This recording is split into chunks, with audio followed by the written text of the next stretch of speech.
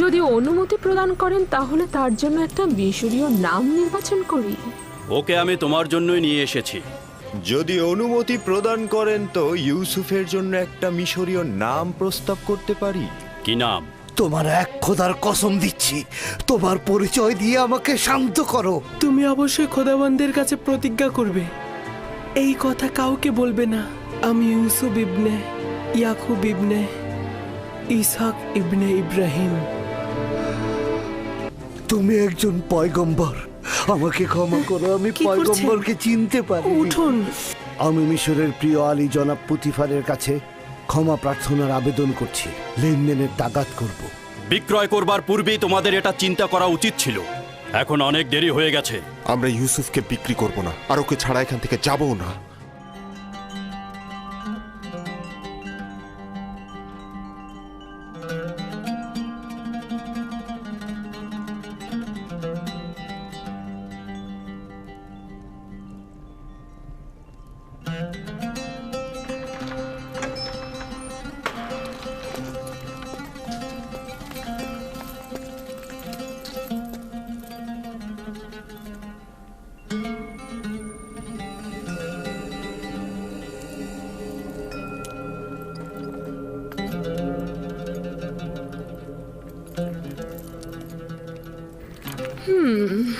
নিশ্চয়ই খোদা তোমাকে নিজ হাতে তৈরি করেছে, আর কতটা সৌন্দর্য দিয়েছে সেটা কি তুমি জানো? রাজমহলের তত্ত্বাবধায়ক হানিফারকে ডেকে আনা হোক।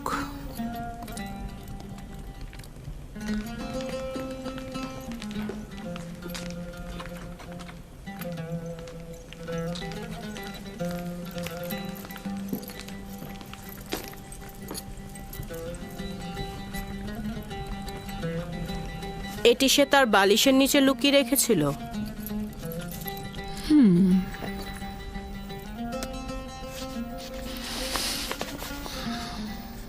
আমার বানু, এটা ইউজারসিফকে কেনার সনদ। শামুন নামের একজন ইউজারসিফকে মালিকের নিকট বিক্রয় করেছেন। এটা তো রাজমহলে থাকা উচিত, তোমার কাছে নয়। আপনি যা ভালো মনে করেন।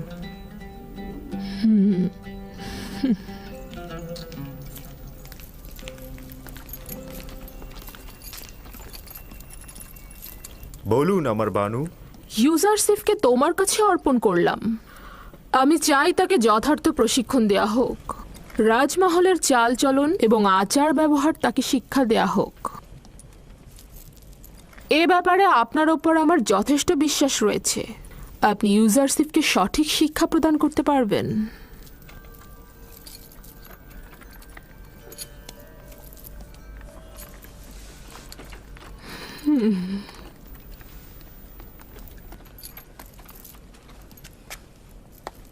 দেখে কিন্তু মনে হচ্ছে না সম্মান প্রদর্শনের এই ভঙ্গি সে উপভোগ করছে।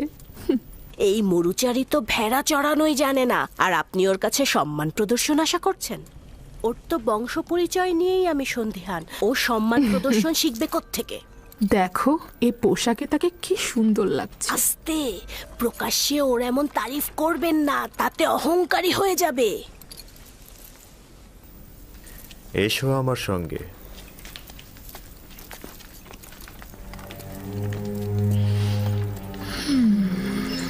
এতক্ষণ যে কামরাটিতে ছিলে সেটাতে বানু জুলেখা ও পুতিফারের একান্ত লোকজনই আসতে পারে। যখন তখন যে কেউ এই কামরায় ঢুকতে পারে না। এই কামরায় প্রবেশ করতে হলে তাকে অবশ্যই 7টি দরজা অতিক্রম করতে হবে। এই 7টি দরজা শক্তভাবে তালাবদ্ধ থাকে, আর তালাবদ্ধ অবস্থায় যে কেউ চাইলেই সেখানে প্রবেশ বা বাহির হতে পারে না। আর এই দরজাগুলোর চাবি শুধুমাত্র বানু জুলেখার কাছেই সংরক্ষিত থাকে। এই জায়গাটি হচ্ছে আমাদের রাজমহলের সবচেয়ে দৃষ্টিনন্দিত স্থান, আর এইখান থেকেই আমাদের প্রিয় মিশরের নীলনদ পর্যবেক্ষণ করা যায়। আর ওই পশ্চিমে মৃত ব্যক্তিদের দুনিয়াও দেখা যায় এখান থেকে। এসো আমার সাথে।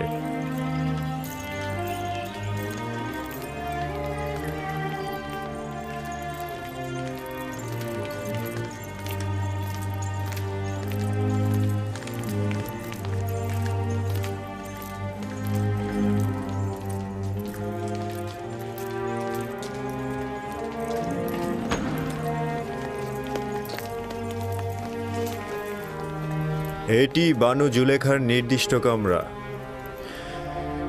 তিনি অত্যন্ত দাম্ভিক ও অভিজাত পরিবারের সন্তান। তোমাকে সতর্ক থাকতে হবে, কখনোই তার ফরমানের অবাধ্য হওয়া যাবে না। চলো যাই।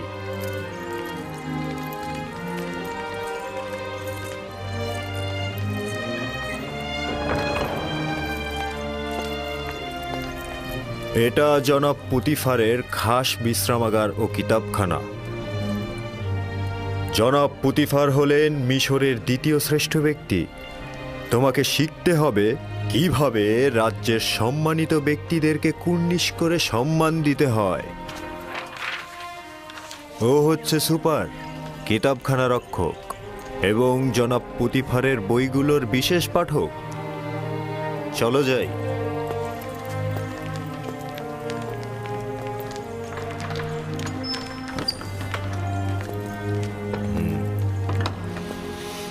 এই কক্ষটি হচ্ছে জনাব পুতিফার ও বানু জুলেখার আহার কক্ষ।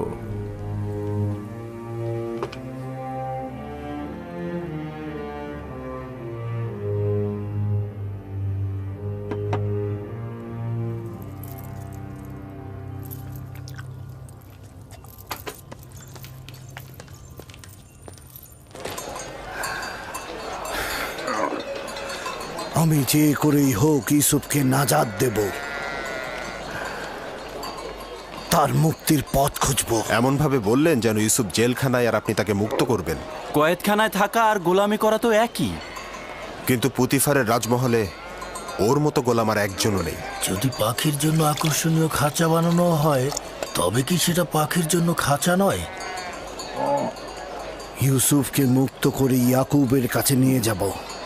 এর আগে আমি কিছুতেই মিশর ত্যাগ করব না। কিন্তু আপনি দেখেছেন পুতিফার আর ওর স্ত্রী ওকে কতটা ভালোবাসে। কিন্তু ইয়াকুব নবীর তুলনায় তা নগণ্য। ইউসুফের বিচ্ছেদে না জানি ইয়াকুবের কি অবস্থা হয়েছে। কিন্তু মালিক, ইউসুফ তো নিজেই বলেছে তার মিশরে আসাটা খোদাবন্ধের ইচ্ছায়।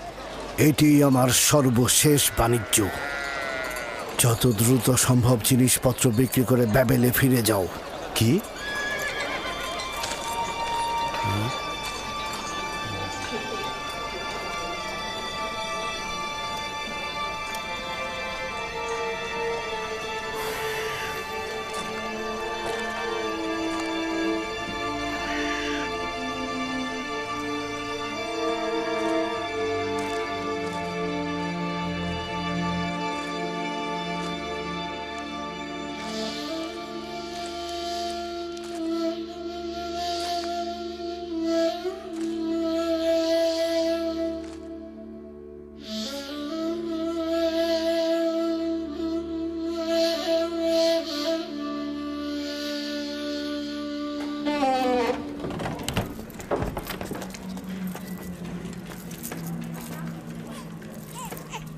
এটি খেদমতদার ও গোলামদের থাকবার জায়গা।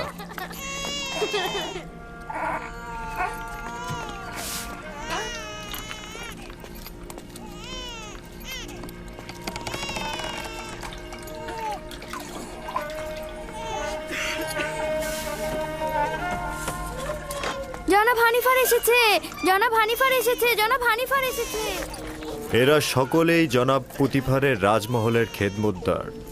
এরা মহলের বিভিন্ন অংশে কাজ করে থাকে। কেউ কেউ প্যাপিরাসের খামারে কাজ করে, আবার কেউ কেউ তুলা চাষও করে।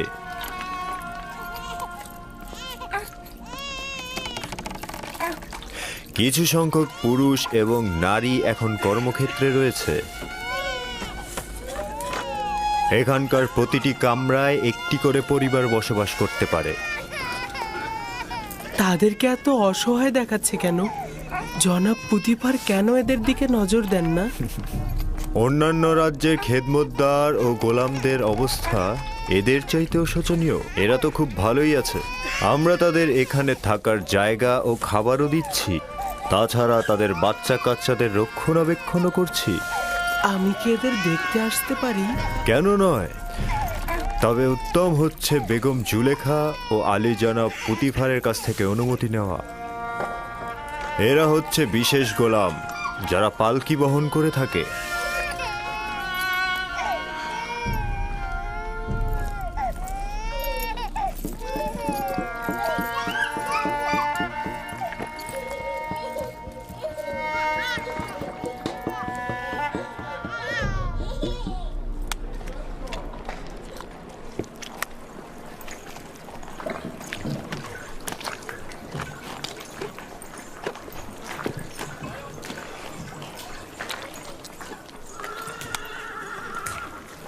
এখানে প্যাপিরাস থেকে লেখার কাগজ তৈরি হয়। আলী জনাব হানিফার ওপর দরুদ বর্ষিত হোক। এটা প্যাপিরাসের কাগজ, এটাতেই লেখা হয়। আমরা লেখার জন্য পশুর চামড়া ব্যবহার করতাম। এটা কিন্তু পশুর চামড়া থেকেও উত্তম। তুমি কি লিখতেও পারো? যিনি আমাকে সৃষ্টি করেছেন তিনি লেখা শিখিয়েছেন। বাহ, বেশ ভালো। একজন গোলাম যদি লিখতে জানে সেটা মালিকের জন্য নিয়ামত স্বরূপ।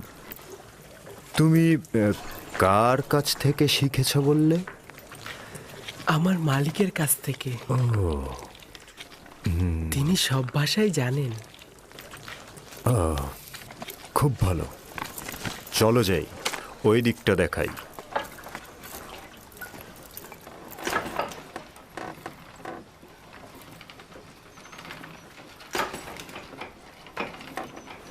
এটি হলো কাতান বুননের স্থান। কাতান কি? কাতান হচ্ছে সেই কাপড় যেটাকে কোমরে পেঁচিয়ে পরিধান করে থাকি আমরা, এবং এই কাপড়টা দিয়েই লেবাস তৈরি করি। সবচাইতে মোলায়েম যে কাতানটি তৈরি করা হয় সেটার নাম কাতানে সালাতানাতি। শুধু রাজমহলের বাসিন্দাদের জন্যই এ কাতান তৈরি করা হয়। বানু জুলেখার আকর্ষণীয় যে কাতানগুলো আছে সেগুলো এখানেই তৈরি হয়। চলো যাই।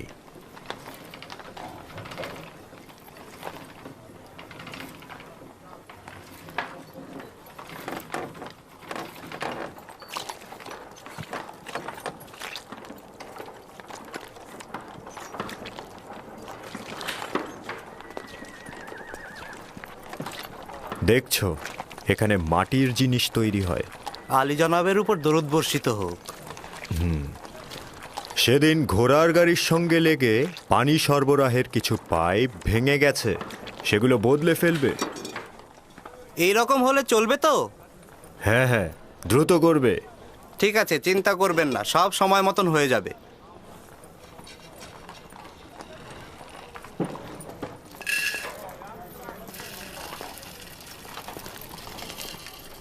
এটি খাদ্য সরবরাহের ভাণ্ডার। রাজমহলের সমস্ত খাবারের উপকরণ এখানেই রাখা হয়।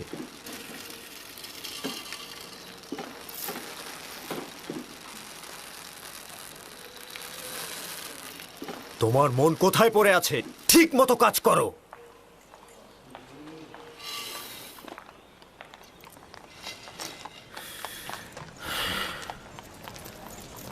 ভুলে যেও না, এখন থেকে তোমাকে তলব করে সওয়াল করা না পর্যন্ত কোনো জবাব দেবে না। কি মনে থাকবে?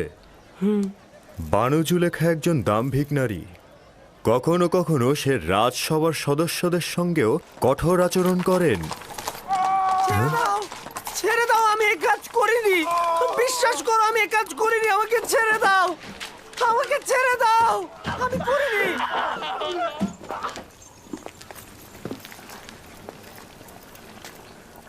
এটি রাজমহলের রান্নাঘর। বিভিন্ন ব্যক্তিদের জন্য এখানে হরেক রকমের রান্না করা হয়। গোলাম ও খেদমতদারের জন্য আলাদা খাবার, দায়িত্বশীল ব্যক্তি ও তত্ত্বাবধায়কদের জন্যও আলাদা খাবার, এবং জনাব পুতিফার ও বানু জুলেখার জন্য স্বতন্ত্র খাবার তৈরি করা হয়। কেন অনেক রকম খাবার তৈরি করা হয়? সকলের জন্য একরকম খাবার তৈরি করলেই তো হয়।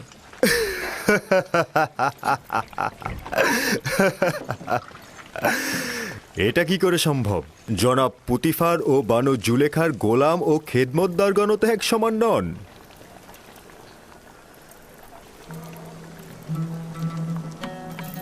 ও হচ্ছে ইউজারশিপ। এখন থেকে ইউজারশিপই তোমাদের খাবার বন্টনে সহায়তা করবে। ও একজন অক্ষর জ্ঞান সম্পন্ন বালক, তালিকা অনুযায়ী হিসেব করে ও খাবার বন্টন করবে। এতে করে আমাদের খাবারের হিসেব ঠিক থাকবে।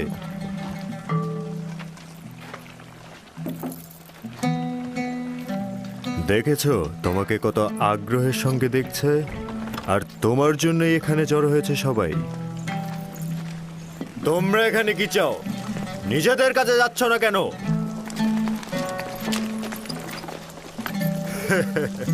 কাজে মন দাও। চলো ইউজারশিপ।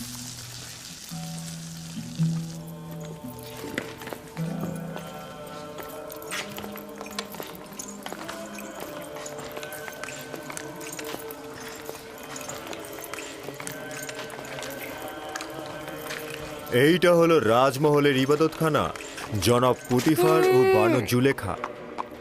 এবং রাজমহলের ব্যক্তিরা এখানে ইবাদত করেন। আমরা নিজেদের খোদাকে এখানে সংরক্ষণ করে রাখি। তার মানে আপনাদের খোদার থাকার জন্য বসবাসের জায়গা দরকার? অবশ্যই দরকার। খোদাকে তো আর খোলা আকাশের নিচে রোদ বৃষ্টিতে রাখা যায় না।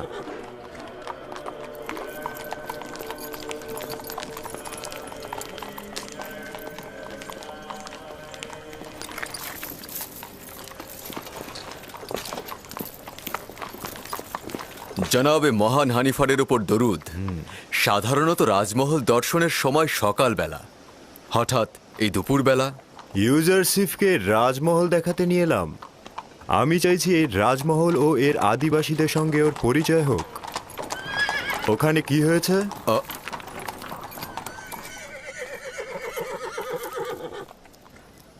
রাজমহল থেকে জোহর চুরি হয়েছে। এরা সকলেই রাজমহলের অভ্যন্তরীণ পাহারাদার। কেউ স্বীকার করছে না, কিন্তু একজন আরেকজনকে দোষ দিচ্ছে। তাই নাকি? চলো দেখছি ব্যাপারটা।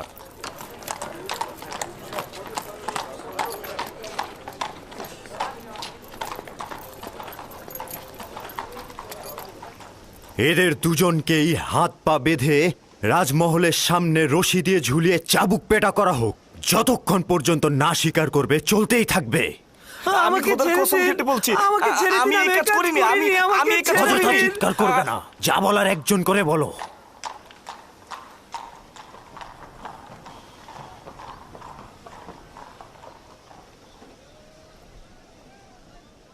কিন্তু জনাব হানিফার, মহান খোদার কসম, আমি অপরাধী নই। সত্যি বলছি, আমি চুরি করিনি। আসলে যেদিন চুরি হয়েছে সেদিন তো আমি আসিনি, সেদিন তো আমি ছিলামই না। আমি চুরি করিনি। আমরা তো অবশ্যই দোষীকে খুঁজে বের করতে সক্ষম হব, তাই না? এর চাইতে উত্তম হবে দোষ স্বীকার করো, নয়তো পরিণতি খুব ভয়াবহ। সে বলেছে তুমি তার গাফিলতির সুযোগে খেদমত মহলে প্রবেশ করেছো। আমি প্রবেশ করেছি? আমি তো সেদিন আসিনি। ও মিথ্যে কথা বলছে, মিথ্যুক কথাকার। ভুল করেছি, তখনই ওকে ধরা উচিত ছিল আমার। আমি খোদার নামে কসম কেটে বলছি, আমি নিজ চোখে দেখেছি ওকে চুরি করতে। আমাকে আর কেউ দেখলো না, শুধু ও দেখলো? এটা হতে পারে? একজন পাহারাদারের দায়িত্ব খিদমত মহলে কে প্রবেশ করছে এবং বের হচ্ছে তার নজর রাখা। তোমার ঘুমানো উচিত হয়নি। তুমি দোষী, কেননা তুমি কাজের সময় ঘুমিয়েছো আর তোমার পক্ষে কোনো সাক্ষীও নেই। কিন্তু আলী জনাব, আমি সত্যি করে বলছি, আমি চুরি করিনি। দুঃখিত। নিনিফার কোপাতাকে আজাদ করুন এবং ওকে জেলখানায় পাঠিয়ে দিন। আলী জনাব, আমি চুরি করিনি, আমি চোর নই, আমি সত্যি বলছি। আপনারা আমাকে রহম করুন, খোদার কসম কেটে বলছি। আমি তোমার জবান বন্ধ করো। নীলিফার, তুমি খোদার ক্রোধে আগুনে জ্বলবে। কেন সত্যি বলছো না? আলী জনাব, আমি চুরি করিনি, আমি সত্যি বলছি, খোদার কসম। আমি চোরকে শনাক্ত করতে পারবো। না পুত্র আমার, এটা তোমার কাজ নয়। আমি আপনাদেরকে নিশ্চয়তা দিচ্ছি। আপনারা কি চোরকে শনাক্ত করতে চান না? চাই, কিন্তু তুমি কি করে চোরকে শনাক্ত করবে? আমার আব্বাজান শিখিয়েছে। তিনি ফয়সালা নির্ধারণে দক্ষ ছিলেন।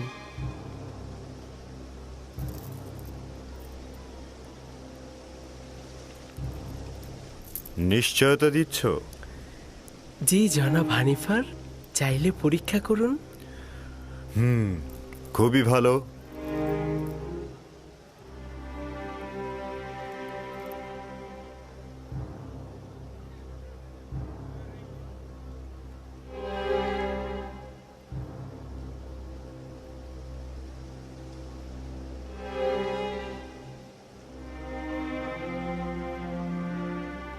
আমি জানি চোরকে। আমি আশা করছি সে নিজে থেকে দোষ স্বীকার করে তার শাস্তি কমিয়ে নেবে। আসলে যেদিন রাজমহলে চুরি হলো সেদিন আমার পাহারার দায়িত্বই ছিল না।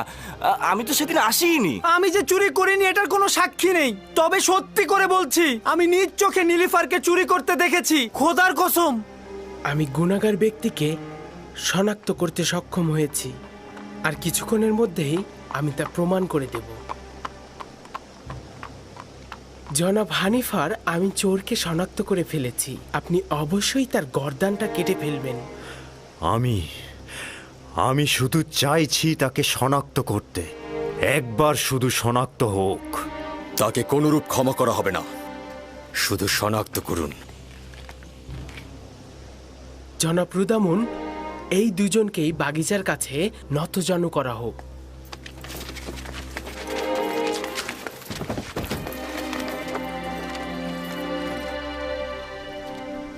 তাদের চক্ষু যুগল বেঁধে ফেলা হোক। রুমাল নিয়ে এসো।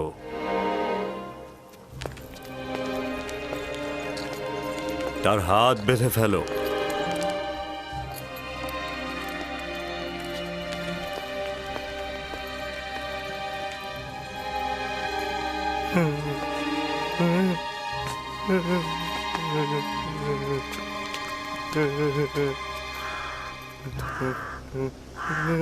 আরো একবার চোরকে সুযোগ দিচ্ছি। তুমি নিজে থেকে দোষ স্বীকার করো, শাস্তি কম পাবে। কিন্তু আমি যদি শনাক্ত করি তাহলে অবশ্যই তোমার গর্দান কাটা হবে।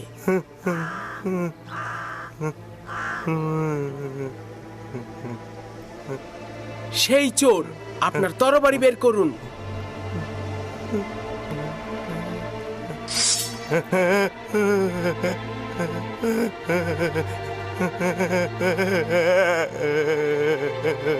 এই চোরটার গর্দান কেটে ফেলুন। না না না না, আমি স্বীকার করছি, আমি স্বীকার করছি, আমি চুরি করেছি, আমি ভুল করেছি, আমি স্বীকার করছি। জনাব রুদামুন, আমি স্বীকার করছি, আমি চুরি করেছি। তুমি নিজেও চিন্তা করনি যে এত তাড়াতাড়ি স্বীকার করবে। শাবাশ ইউজারশিপ, শাবাশ। তাকে নিয়ে যাও।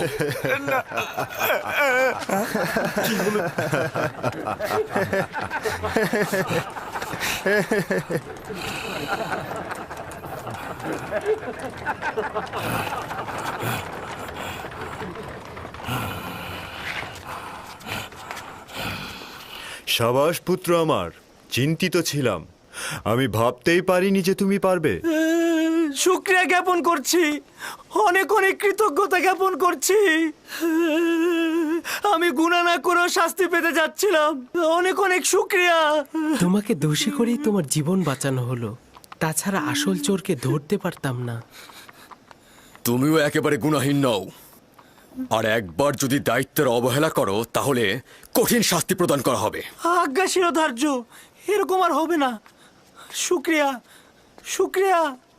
খুবই ভালো পুত্র আমার, চলো যাই, আমার সঙ্গে এসো। কি দারুণ বুদ্ধি রে বাবা! এই দেখলে কিভাবে চোরটাকে ফাঁদে ফেললো? যেমন বুদ্ধি তেমনই সুদর্শন। আমার তো বিশ্বাসই হচ্ছে না, একটা বালক কি করে এই কাজ করলো।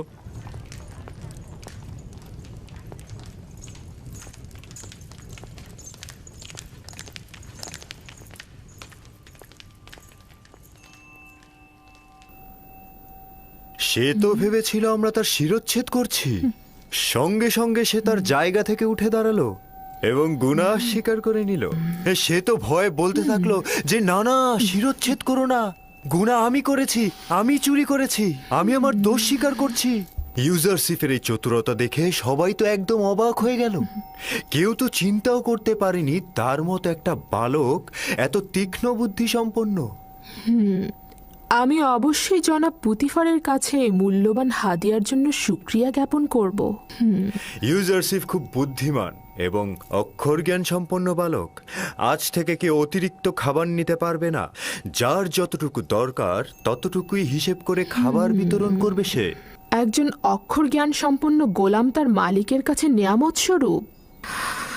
ইউজারসিফের বিশ্রামাগার কোথায় নির্ধারণ করেছেন? এখনো সিদ্ধান্ত গ্রহণ করিনি। গোলামদের থাকার জন্য নির্ধারিত স্থান রয়েছে, এখানে সিদ্ধান্তের কি দরকার?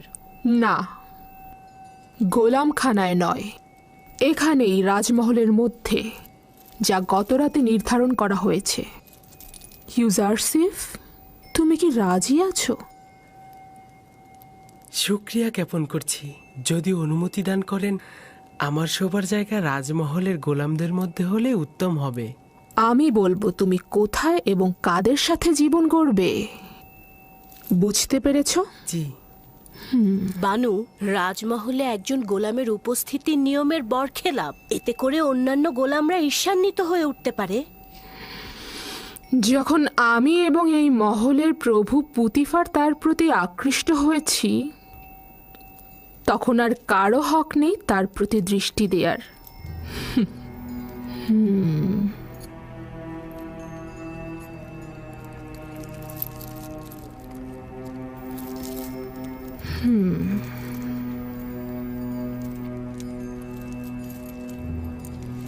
চলো।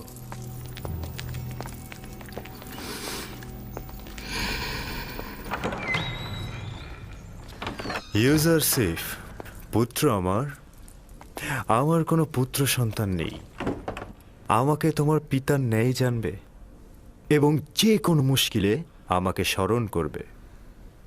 শুক্রিয়া জ্ঞাপন করছি।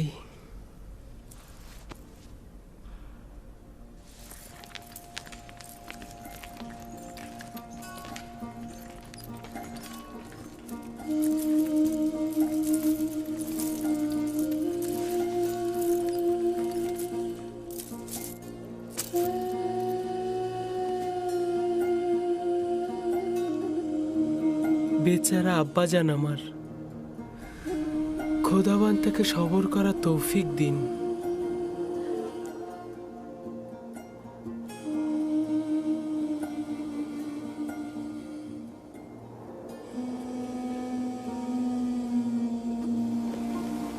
হে কানানের নেকড়ের পাল, তোমাদের বলছি, হে কানানের সমস্ত নেকড়ের পাল, তোমরা নিশ্চুপ কেন?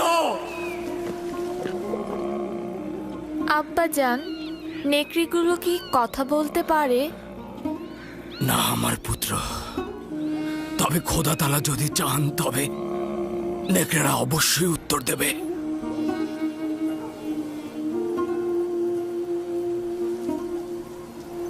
দেখো দেখো আমার পুত্র, ওই যে একটা নেকড়ে, দেখো ওরা আসছে।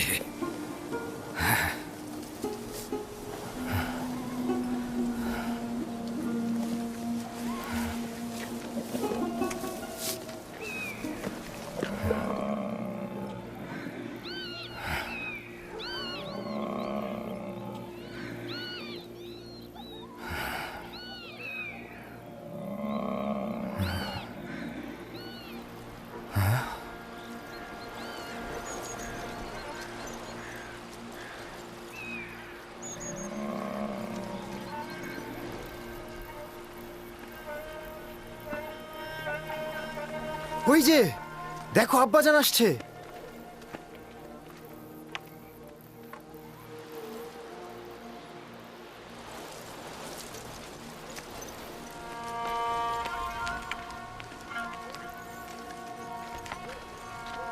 এখনো বলো, তোমরা তোমাদের ভাইয়ের সাথে কি করেছো?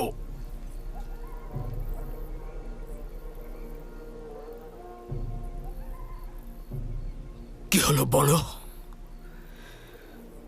কথার উত্তর দিচ্ছ না কেন লাভি? পূর্বে বলেছি তো তোমরা মিথ্যে বলছো।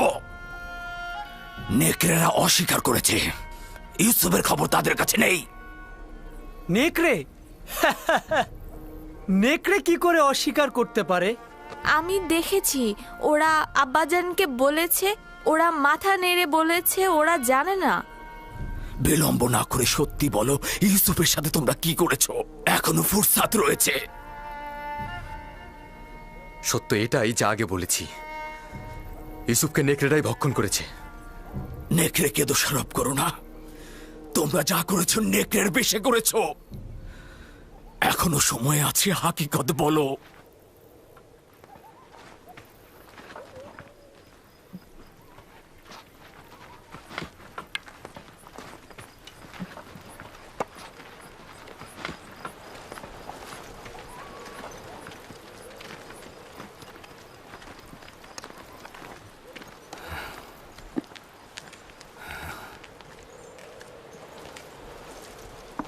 খোদা তারা সবাইকে তওবা পড়া ফুরসাত দেন না।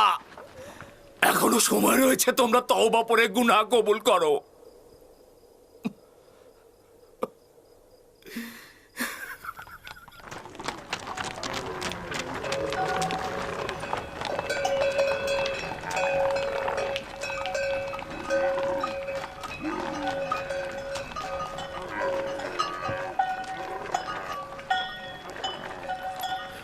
আপনার উপর দরুদ বর্ষিত হোক।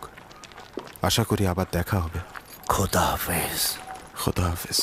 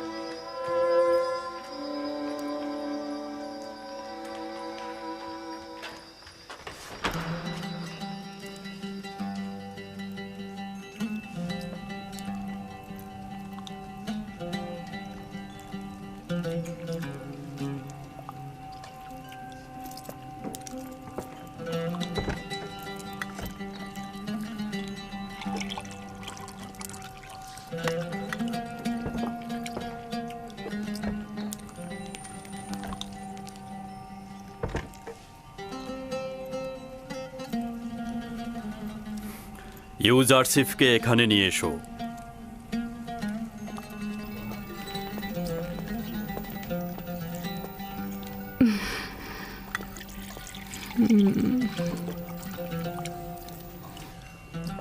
এতদিন তোমার সঙ্গে জীবনযাপন করে আমি উপলব্ধি করলাম যে আমি কখনো সন্তানের অধিকারী হব না। আমি তোমাকে জননীর নিয়ামত থেকে বঞ্চিত করতে চাই না।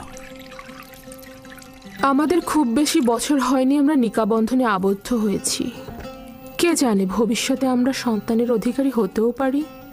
পূর্বে থেকেই জনাব পুতিফারের প্রতি আমার ভালোবাসার সন্তান না থাকার কারণে নয়, বুঝতেই পারছেন। তোমার মহব্বতের প্রতি আমার বিন্দুমাত্র সন্দেহ নেই। আমি ইউজারশিফকে ঠিক এই কারণেই তোমার কাছে অর্পণ করেছি। আমি জানি এরকম একটা সন্তান তুমি যদি পাও তবে তুমি এতে অবশ্যই আনন্দিত হবে।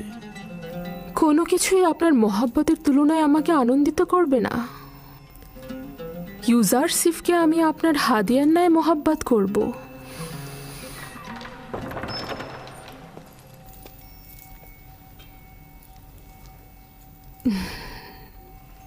ভাবছি আমরা যদি কখনো সন্তানের অধিকারী হই তবে সে ইউজারশিফের মতো সুদর্শন ও বুদ্ধি সম্পন্ন হবে। আমার মনে হয় সে ইউজারশিফের মতো তীক্ষ্ণ বুদ্ধিসম্পন্ন নাও হতে পারে। তুমি এমন কি করেছো যে বানু জুলেখা তোমার এত তারিফ করছে?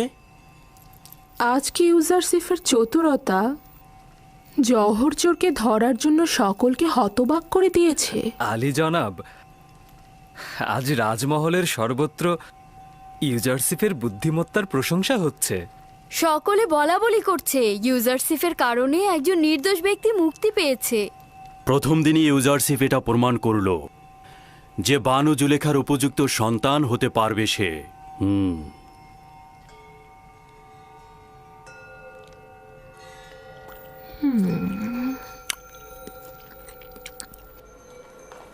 আমি নিজে শুনেছি ইউজারশিফকে সন্তান হিসেবে গ্রহণ করার সিদ্ধান্ত হয়েছে। তাই নাকি? জুলেখা কি সত্যি সত্যি এই সিদ্ধান্ত মেনে নিয়েছে? না, মুখে কিছু বলেনি, তবে রাজি আছে মনে হলো।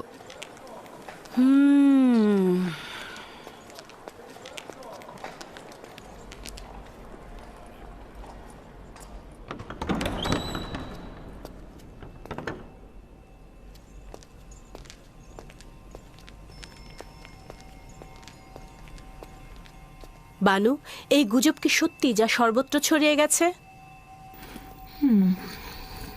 কি ইউজারশিফের সম্পর্কে?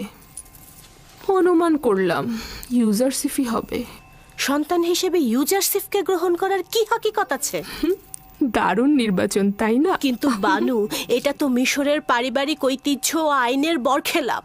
ইউজারসিফ একটা অপরিচিত নিচু বংশের সন্তান এবং সে আপনার সাথে একেবারেই বেমানান। কি করে সে সম্মান পেতে পারে? আমার সন্তান হওয়া মানেই কিন্তু সেই নাম যশ সবকিছুর অধিকারী হওয়া। কিন্তু তার ঈমান সম্পর্কে কি বলবেন আপনি? আর কি করে বুঝবেন যে সে আমুন আর মিশরের আইন বিরোধী হবে না? আজব কথাবার্তা বলছো। নাজুক এবং নমনীয় চারা গাছকে খুব সহজেই আকৃতি পরিবর্তন করানো যায়। আশা করি সিদ্ধান্তটি আবার ভেবে দেখবেন। এটি মঙ্গলজনক নয়। আমি নিজ সিদ্ধান্ত গ্রহণ করেছি। তোমাকে যেটা বলা হয়েছে তুমি শুধু তাই করবে, বোঝা গেল? তাহলে একটু শুনুন, শেষ কথাটা বলি। আমি আজ আমুন মন্দিরের একজন ধর্মযাজকের কাছে গিয়েছিলাম এবং তাকে ইউজারসিফের বর্ণনা দিয়েছি। শুনবেন কি বলেছে সে? সে বলল এই বালক জুলেখার দুশ্মন। সে হবে জুলেখার জীবন নাশকারী এবং আপনার খোদা থেকে আপনাকে দূরে সরিয়ে দেবে। সে আপনাকে বিভ্রান্ত করবে এবং ধর্মযাজকের মতে আপনি ভিন্ন খোদার পূজারী হবেন। এই বেহুদা কথাবার্তা বলার অর্থ কি? তুমি কি বলছো? সে কেবলই একজন বালক, তাকে আমার মতো করে যেমন ইচ্ছা তেমন করে গড়ে তুলতে পারবো। আগামীকাল থেকে তাকে সজ্জিত করে আমার কাছে নিয়ে আসবে। তাকে মিশরের জনগণের আদব কায়দা নিয়ম কানুন সম্পর্কে অবগত করব। তুমি আমাকে সাহায্য করবে। আমার সকল চিন্তা আপনার জন্য, কিন্তু আপনার ইচ্ছা যদি এরকমই হয় তাহলে ঠিক আছে। তবে আমাকে কিন্তু পরে কিছু বলতে পারবেন না।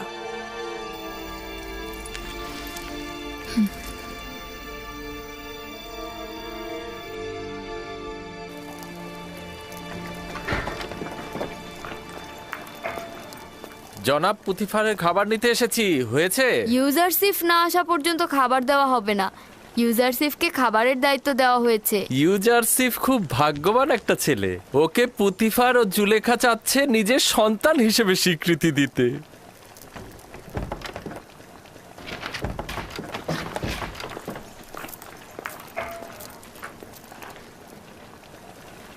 রাজমহলের লোক সংখ্যার পরিমাণ এতে দেয়া আছে। ইউজারসিফ নাও। ও যাকে যতটুকু খাবার দিতে বলবে সেই মোতাবেক খাবার বিতরণ করবে।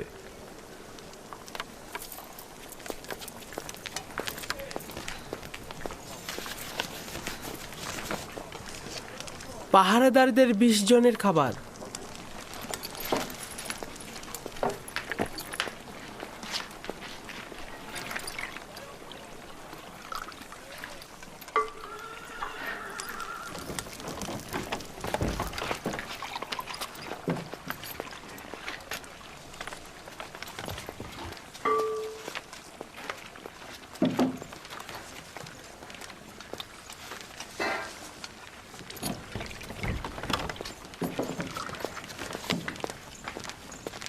পুরোহিত 20 জন।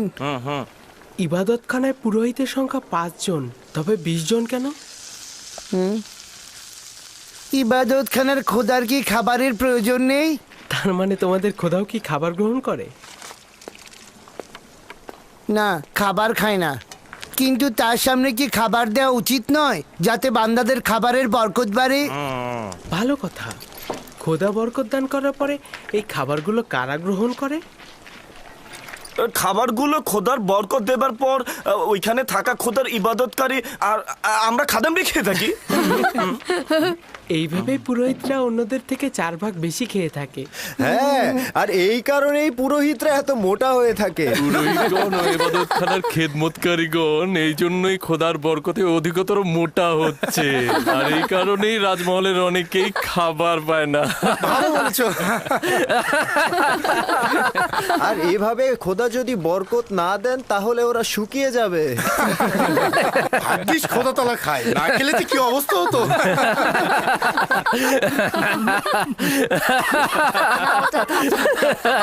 অনেক হয়েছে। তোমরা যদি ইবাদতখানার খাদেমের কাছে লজ্জিত না হও, তবে অন্তত খোদার কাছে তো লজ্জিত হও। চলো।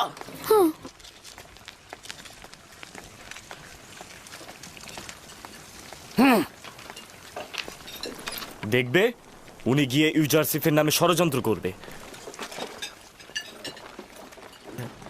এখানে ইবাদতখানার পুরোহিত ও খেদমতদারের সংখ্যা 5 জন উল্লেখ করা হয়েছে। এর বেশি খাবার দেওয়া উচিত হবে না। এসব নিয়ে তোমাকে মাথা ঘামাতে হবে না, আমরা সব সময় 20 জনের খাবার নিয়ে থাকি।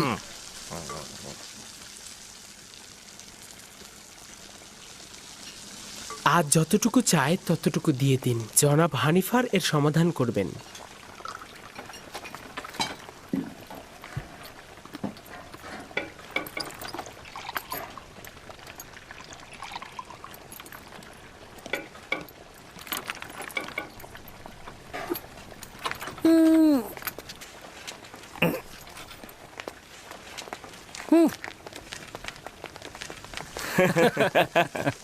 খোদার নামে খাবারগুলো পুরোহিতদের পেটেই যায়। কিন্তু এটা নিয়ে এখন পর্যন্ত কেউ প্রতিবাদ করেনি। সাবাস পুত্র, সাবাস পুত্র, সাবাস সাবাস। সেদিন নীলিফার আচ্ছা মতো অপদস্থ হয়েছে, আজ হলো খাদেমরা। বাপরে বাপ, সেই দিন নীলিফার কুপ্তাকে যেইভাবে চোর প্রমাণিত করলো। বালকটি সাহসী ও বুদ্ধিমান। এই হানিফার আসছে। কি ব্যাপার, কি করছো ইউজারসিফ? কোনো মুশকিল হয়নি তো আবার? না আলী জনাব, ওর সাথে ইবাদতখানার খাদেমদের বিরোধ হয়েছে। খাদেমদের অতিরিক্ত খাবার নেয় ও আপত্তি জানিয়েছে। কারি মামাও তখন এখানে ছিল। আমার মনে হয় পুরোহিতগণ এবং কারি মামা এই বালকটির বিরুদ্ধে ষড়যন্ত্র করবে।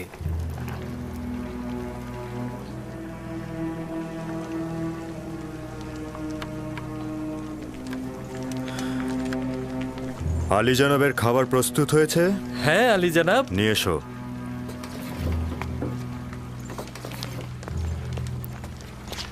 তুমিও এসো ইউজারসিফ। সবাইকে তালিকা অনুযায়ী খাবার বিতরণ করবে ইউজারসিফ না আসা পর্যন্ত। এসো।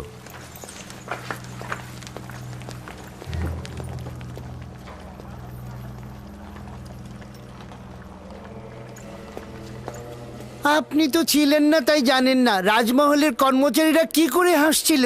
রাজমহলের কর্মচারীরাও তার সাথে ছিল। পুতিফার একজন বালককে রাজমহলের খাবারের দায়িত্বে নিয়োজিত করেছে। হানিফার তাকে তত্ত্বাবধায়ক বানিয়েছে। আমার পূর্ণ বিশ্বাস সে কাফের এবং আমাদের খোদার ইবাদত করে না। যদি তোমাদের কথা সত্যি হয় তাহলে আমিও তাকে ছেড়ে কথা বলবো না।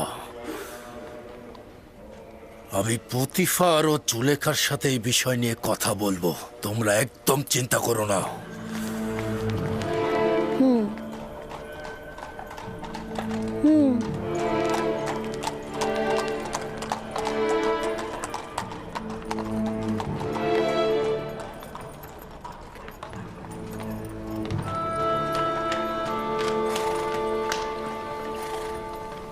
ইউজারসিফ, ইউজারসিফ, তোমার সঙ্গে কথা আছে। মেনিসাপু, কি হয়েছে? এখানে কি করছো? তুমি আমাদের খোদার ইবাদত করো না কেন? তুমি কি কাফের? তোমার উদ্দেশ্যটা কি? পুরোহিত মেঙ্গি পুরোহিত খুপুকে বলছিল যে তুমি নাকি কাফের, আর এটা যদি প্রমাণিত হয় তবে তারা তোমাকে জীবিত রাখবে না। যদি আমার খোদা না চায় তাহলে কোনো কিছুই হবে না। তার মানে কি তুমি সত্যি সত্যি কাফের? তোমাকে নিশ্চয়তা দিচ্ছি আমি কাফের নই, আমি খোদার ইবাদতকারী। তার মানে কোন খোদা? তোমার খোদা, আমার খোদা, আমাদের সকলের খোদা। খুবই ভালো, যাক আমি শান্তি পেলাম। তুমি কি জানো খোদা তাআলা তোমাকে নাজাতের জন্য আমাকে পাঠিয়েছে? আমাকে কিছু বললে? না না, আমি নিজের সঙ্গেই কথা বলছিলাম। কিছু হয়নি, তুমি যাও। এসো আমরা খেলা করি। আচ্ছা ঠিক আছে, আমি আসছি।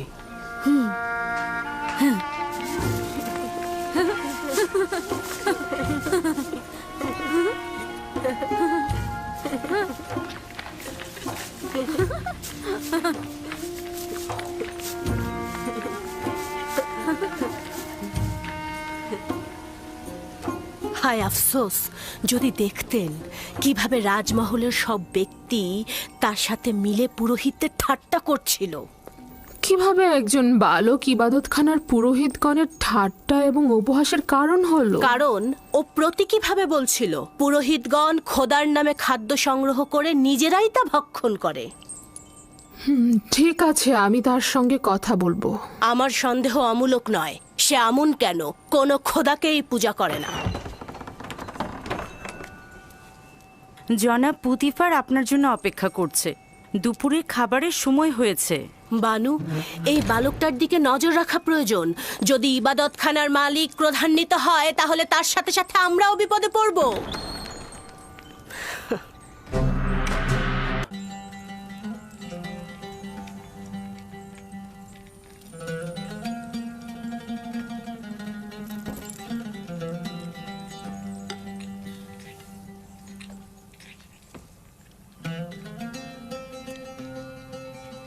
বাহ, সাবাস! অতুলনীয় খাবার। খাবার খুব সুস্বাদু হয়েছে।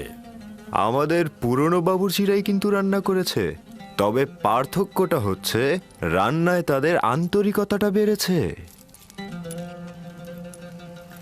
তার মানে বোঝা যাচ্ছে যে আন্তরিকতা খাবারের স্বাদকে বৃদ্ধি করে। শুধু রান্নায় নয় বানু জুলেখা, আন্তরিকতা যে কোনো কাজেরই মান বাড়ায়। কিন্তু পূর্বে তো এই মহব্বত ও আন্তরিকতা ছিল না। পূর্বে ইউজারশিপও ছিল না আলী জনাব।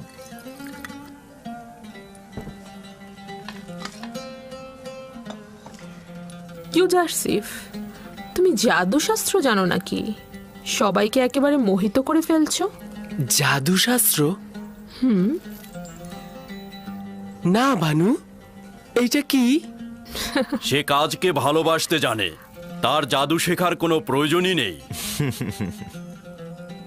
আগামীকাল থেকে ইউজারশিপ রান্নাঘরের দায়িত্বের পাশাপাশি আমাদের খাবারের দায়িত্ব পালন করবে।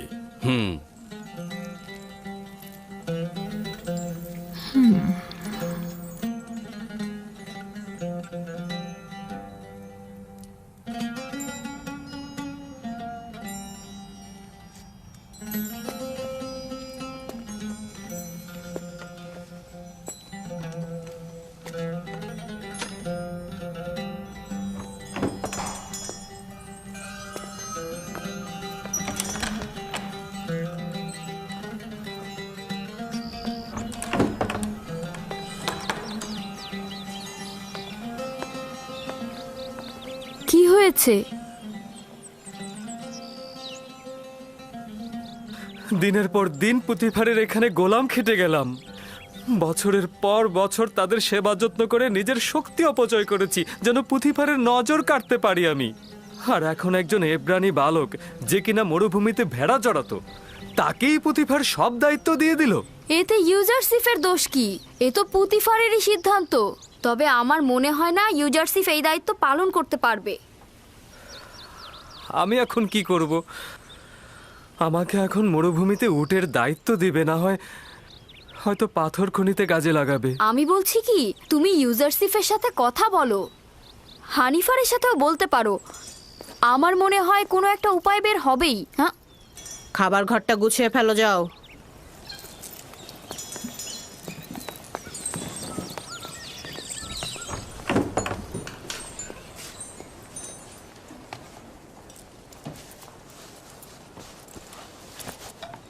কি ওখানে ওভাবে দাঁড়িয়ে থাকবে নাকি? আমাদের একটু সাহায্য করো। এখন থেকে পুতিফারের দস্তরখানার দায়িত্ব এই ইউজারশিফের।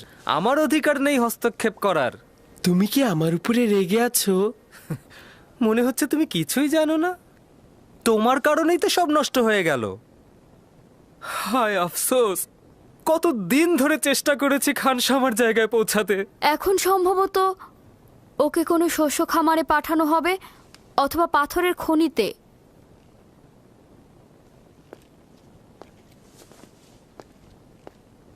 খোদা তাআলা আমাকে ক্ষমা করুক।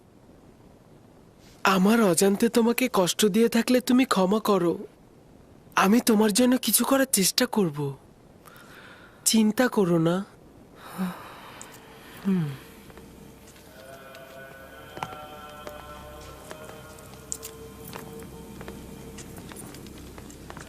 বানু জুলেখা আসছে আলী জনাব।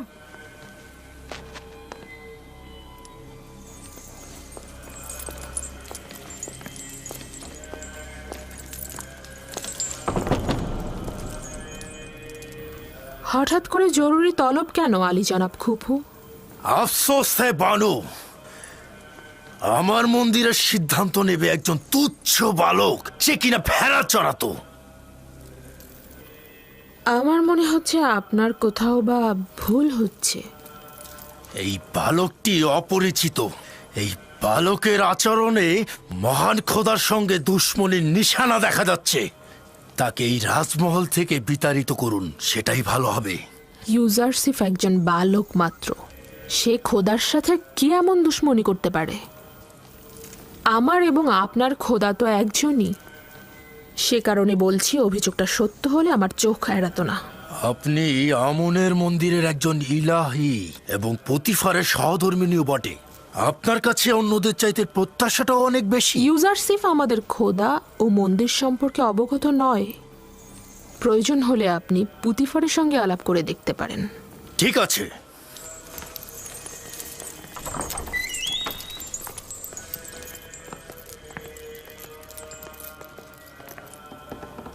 আলী জনাব, আপনি কি সিদ্ধান্ত নিয়েছেন যে একজন বালক রাজমহলের খাবার বন্টনের দায়িত্ব নেবেন? ইউজারসিফ তো শুধু খাবার বন্টনের তালিকা দেখে খাবার বিতরণ করতে চেয়েছেন। আমরাও তো তার পাঠ্যজ্ঞান ও লেখ্যরূপ সম্পর্কে ধারণা পেতে চেয়েছিলাম। এতে দোষের কি আছে? তাহলে মন্দিরের খাবার নিয়ে কেন সে ঝামেলা পাকালো আলী জনাব? এটা ঝামেলা নয় আলী জনাব, সে শুধু প্রশ্ন করেছে মন্দিরের 5 জন খাদেম কেন 20 জনে খাবার নেবে। প্রশ্নটা তো অনেকের সাথে আমাদেরও ছিল, কিন্তু আমরা এতদিন প্রশ্ন করিনি মন্দিরের খাদেমদের সম্মানের কারণে। কিন্তু ইউজারসিফ এটি নিয়ে আপত্তি করেছে, প্রশ্ন তুলেছে। খোদার নামে যে খাবারটি নেওয়া হয় সেটি ইবাদত শেষে পুরোহিতরা খায়, আর এই বালকের সেটা বোঝার কথা নয়। কে বলেছে তোমাদেরকে খোদার খাবার খেতে? তোমাদের জন্য তো খাবার পাঠানোই হয়, তাহলে বেশি খাবার কেন খাও? তোমার মতো মোটা করতে সবাইকে, আর রাজ্যের অন্য সবাই না খেয়ে রোগা ও দুর্বল হয়ে যাবে কেন? বাহ জনাব পুতিফার, আপনি আমাদের খেদমতগার ও গোলামের সঙ্গে তুলনা করছেন। আমরা আমন খোদার পুরোহিত, যিনি কিনা মিশরের খোদারও খোদা। এই রাজমহলের কর্মচারীরাও আমনের বান্দা এবং নিজেদের খোদাবানদের খেদমতগার। পার্থক্য এই যে রাজমহলের কর্মচারীগণ নিজেদের খোদাবানদের জন্য কষ্ট সহিষ্ণু কাজ করে থাকে, কিন্তু মন্দিরের খাদেমগণ তাদের নিজেদের খোদার জন্য কিছুই করেন না, শুধুমাত্র তার খাবার খেয়ে দিনে দিনে মোটা হয়ে যান।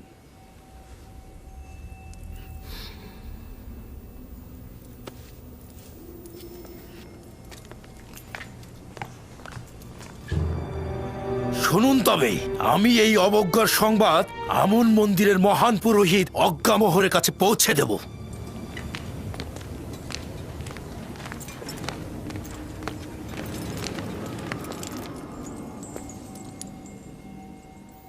ইউজারসিফের প্রতি ভালোবাসা নিজের কাছে, কিন্তু তার জন্যে পুরোহিতদের মনে কষ্ট দেওয়া কি ঠিক হচ্ছে? এটা ইউজারসিফের কারণে নয়, মিশরের দরবার ও আমন মন্দিরের মতবিরোধ শত শত বছর ধরে চলছে। মন্দিরের পুরোহিতদের স্বার্থপরতা দিন দিন বেড়ে যাচ্ছে আমার বানু। আমি আপনাদের সাথে মতবিরোধ করছি না, কিন্তু আমন মন্দিরের ইলাহি হিসেবে আমি চাইব ইউজারসিফকে এমনভাবে শিক্ষা দেওয়া হোক যাতে সে আমনের অনুসারী হয়, যেন দুশ্মন না হয়।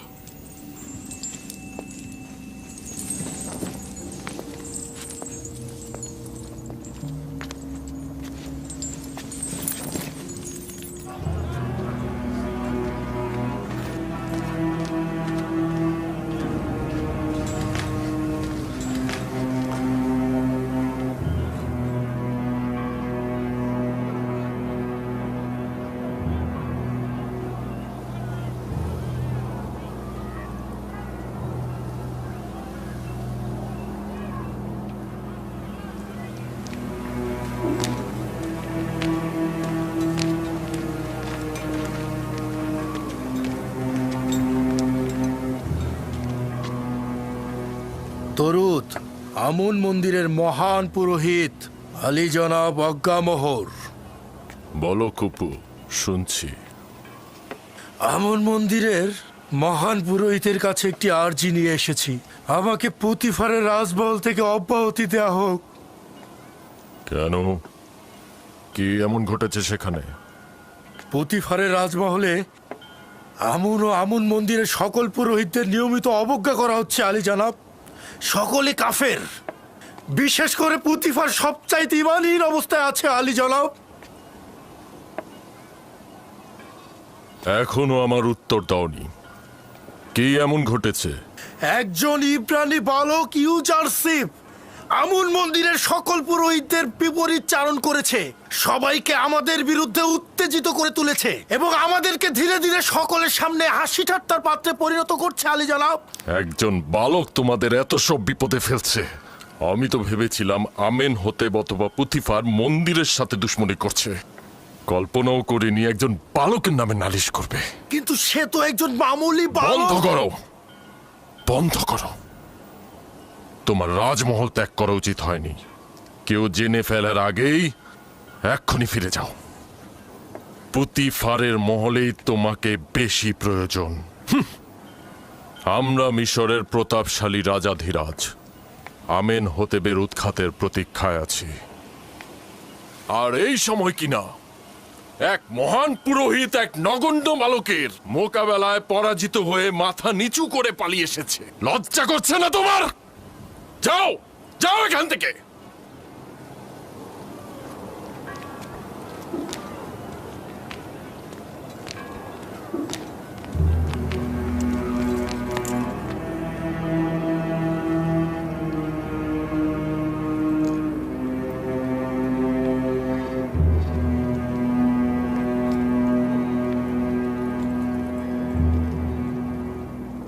ইস, সেই কত সুন্দর, একদম ফেরেশতার মতো। হ্যাঁ ঠিক বলেছো। আর কি সুন্দর গায়ের রং, কি সুন্দর চোখ। একে তো আগে কখনো দেখিনি। বালক, এত সুন্দর বালক আমি আমার জীবনেও দেখিনি। ও কবে এসেছে? ঠিক বলেছো, আমিও কোনোদিন দেখিনি। ও মা, দাঁড়িয়ে দাঁড়িয়ে কি দেখছো? খাবার নেবে না?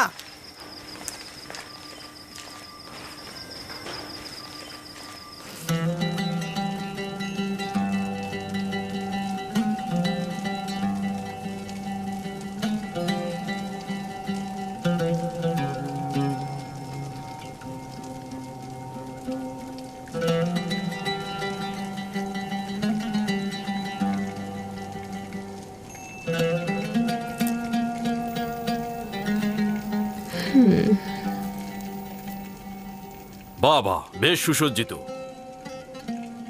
নিশ্চয়ই তুমি করেছো ইউজারসিফ। আমাকে স্বামিনী শিখিয়েছে। ইউজারসিফ অত্যন্ত তীক্ষ্ণ বুদ্ধি সম্পন্ন।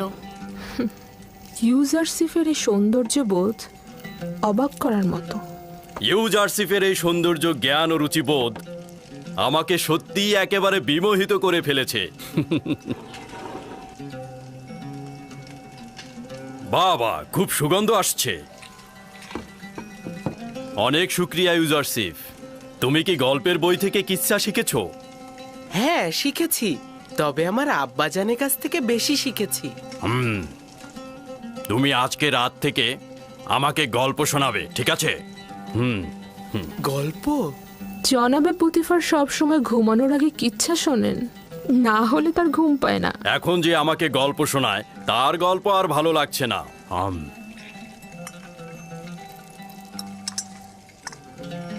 কি ব্যাপার, কিছু বলছো না তো?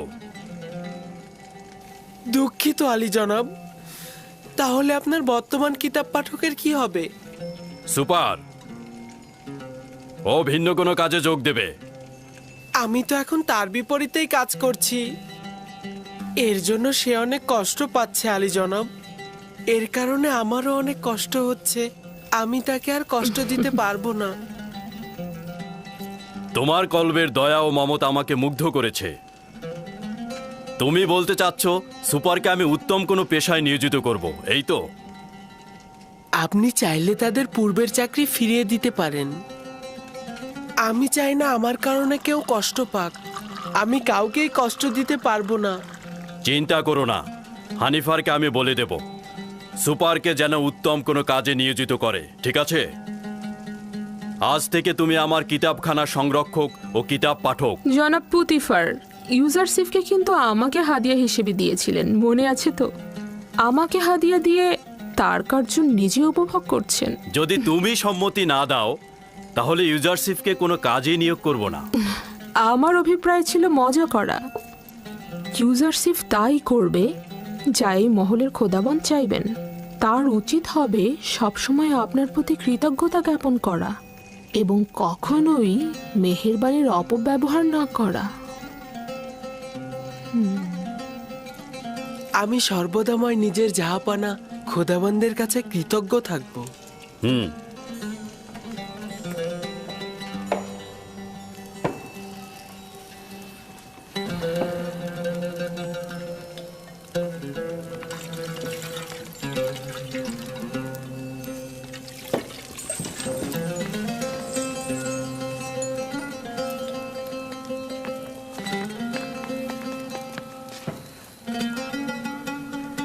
আমার সঙ্গে এসো।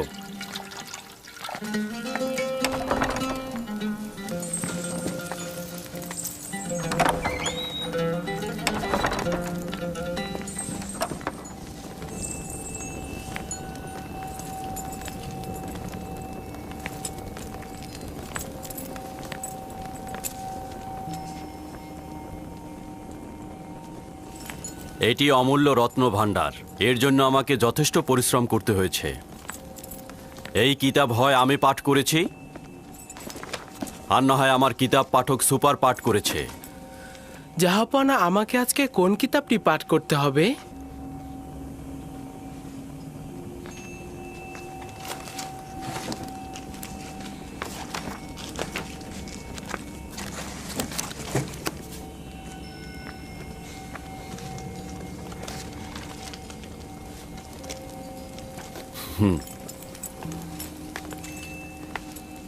আজ রাতে এই কিতাবটি আমার জন্য পাঠ করো। এটি এমন একটি কিতাব যেখানে মিশরের ভবিষ্যৎ সম্পর্কে ইশারা করা হয়েছে।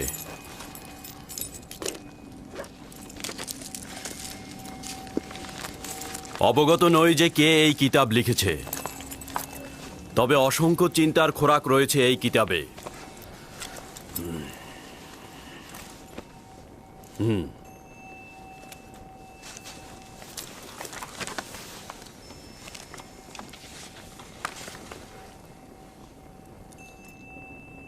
মিশরের ক্ষমতা চিরস্থায়ী নয়, শাসনের জুলুম চিরকাল থাকবে না। মিশরের মূল কাঠামোর আমল পরিবর্তন হবে এবং ধনী গরিবের জায়গাও পরিবর্তন হবে।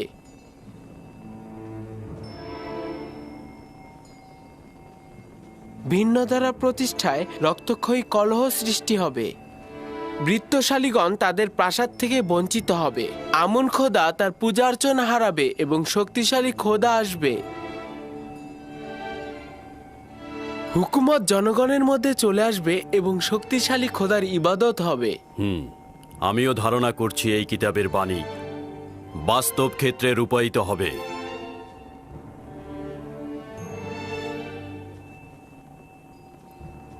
পড়ে যাও।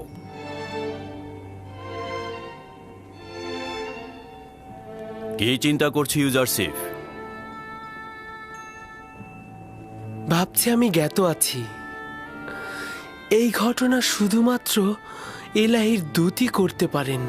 শুধুমাত্র সেই পারেন সম্পদশালী ও জুলুমকারীর ক্ষমতাকে ভোজবাজি থেকে টেনে নামাতে।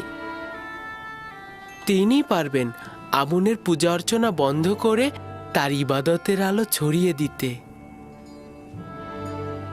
না, আমি এটা ধারণা করছি। তোমার কথায় বোঝা যায় তোমার চিন্তা চেতনা অনেক উঁচু মানের। এগুলো কোথা থেকে জেনেছো?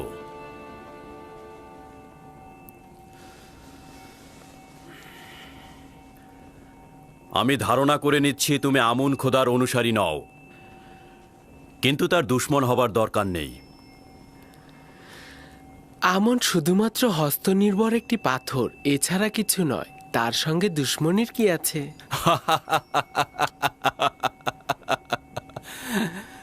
তুমি তো দেখছি আমুনকে খোদা হিসাবে মানুই না, আবার দুশ্মনের উপযুক্ত মনে করো না।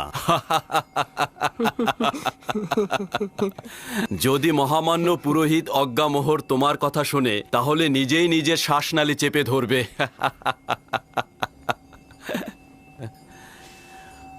ভুল করেও নিজের মনের ভাব অন্যের কাছে প্রকাশ করবে না, বিশেষ করে জুলেখার কাছে তো নয়, কারণ সে অনেক সংবেদনশীল।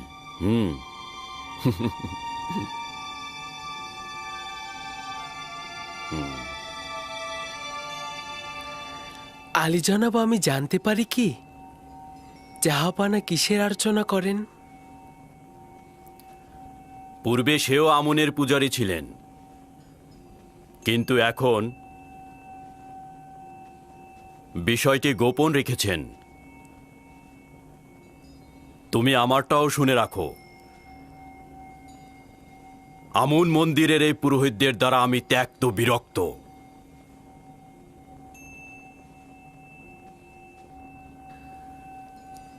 এই বিরক্তির কারণ কি জানতে পারি জাহাপানা?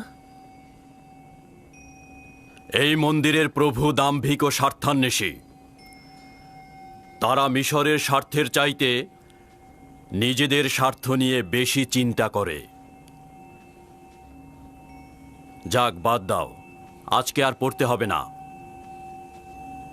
যাও, বিশ্রাম করো।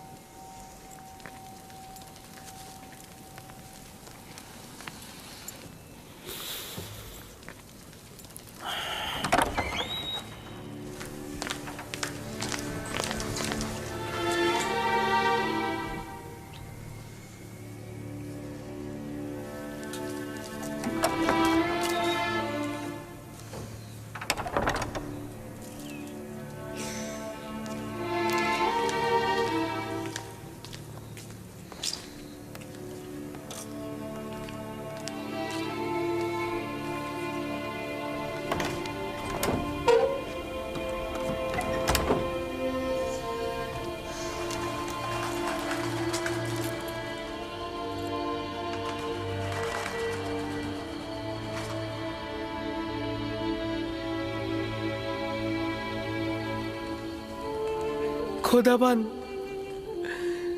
সকল বন্ধুদের জন্য শুভকামনা করছি। খোদাবান, পুতিফার, বানু জুলেখা, হানিফার, মেনিসাবু সহ সকলকে হেদায়েত করো। খোদাবান, আমার মা জননীর রুহের মাগফিরাত কামনা করছি। খোদাবান, আমার মা জননীর রুহের মাগফিরাত কামনা করছি।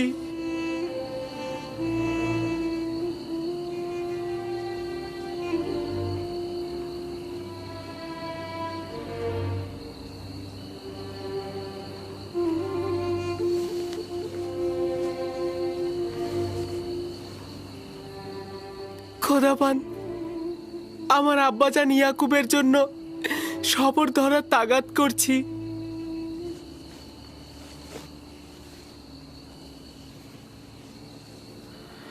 এই পিরানটি পরিধান করো আমার আব্বাজান। কিন্তু এই জামা তো আমার অনেক বড় হবে।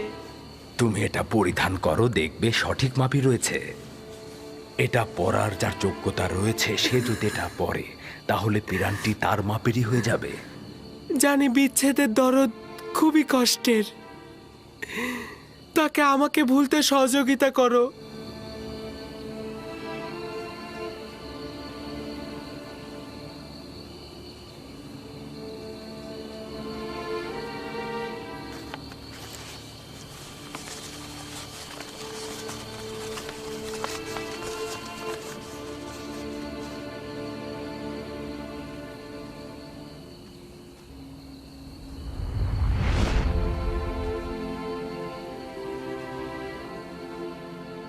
খোদাবন্দের নবী ইউসুফের প্রতি দরুদ। দরুদ খোদাবন্দের বার্তাবাহক ওহির ফেরেশতা। কি করছিলে তুমি? প্রিয় আব্বাজানের কাছে পত্র লিখছি, জনাব পুতিফারের কাছে তাগাদ করব যেন এই চিঠিটা আব্বাজানকে পৌঁছে দেন। না ইউসুফ, এখনো সময় অতিক্রম হয়নি। তোমার আব্বাজানেরও এই বিচ্ছেদ সহ্য করা উচিত। তাকে অবগত করলে কি হবে? অসংখ্য কারণ রয়েছে, তার মধ্যে একটি হচ্ছে তোমার সহোদরগণ। আচ্ছা, তোমার ভাইদের প্রতি কোনো আঘাত করার ইচ্ছে নেই তো ইউসুফ? কি আছে?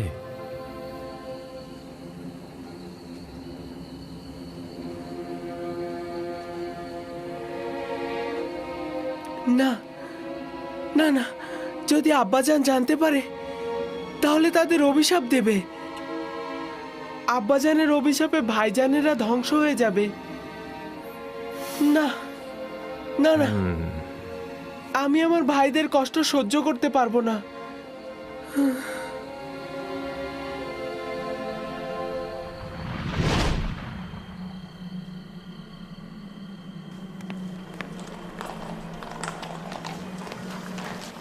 সিদ্ধান্ত হয়েছিল তোমাদের কোনো শস্য খেতে অথবা পাথরের খনিতে প্রেরণ করার, শুধু ইউজারশিপের কারণেই রক্ষা পেলে। আর ইউজারশিপের কারণেই গতকাল আলী জনাব পুতিফার আমাকে নির্দেশ দিয়েছেন তোমাদের উত্তম কোনো কাজে নিয়োজিত করতে। তো এখন তোমরা বলো তো, তোমরা কোন কাজ করতে ইচ্ছুক? আমরা আর কি বলবো, আপনি যা সিদ্ধান্ত নেবেন তাই হবে। তুমি যেহেতু অভিজ্ঞ খানসামা, সেহেতু তুমি জনাব পুতিফার ও বানু জুলেখার খাবার তৈরিতে সহায়তা করবে। আর তুমি স্বাক্ষর জ্ঞান সম্পন্ন, সেহেতু তুমি খাবারের তালিকা নিয়ে আজ থেকে ইউজারশিপের দায়িত্ব পালন করবে। রাজি আছো তো?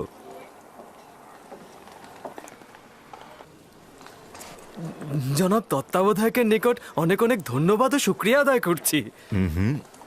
আমাকে নয়, ইউজারশিপকে শুক্রিয়া বলো।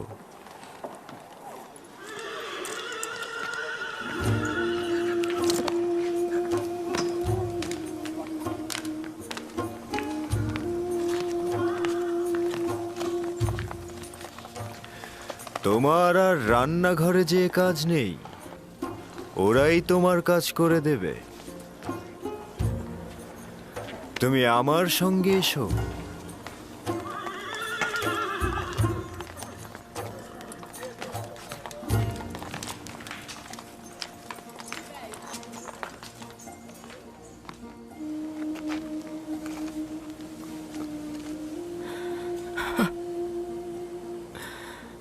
রাহেল,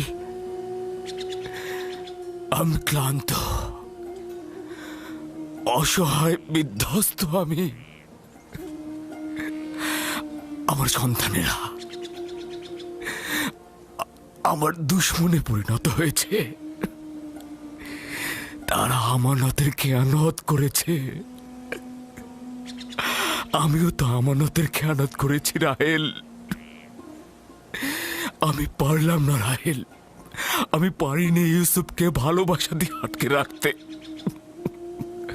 আমি পারিনি রাহেল, আমি পারলাম না। তোমার যখন থেকে নিশ্চিত হয়েছি যে ইউসুফকে নেকড়ে খায়নি, তখন থেকে ইউসুফের প্রতীক্ষায় বসে আছি আমি।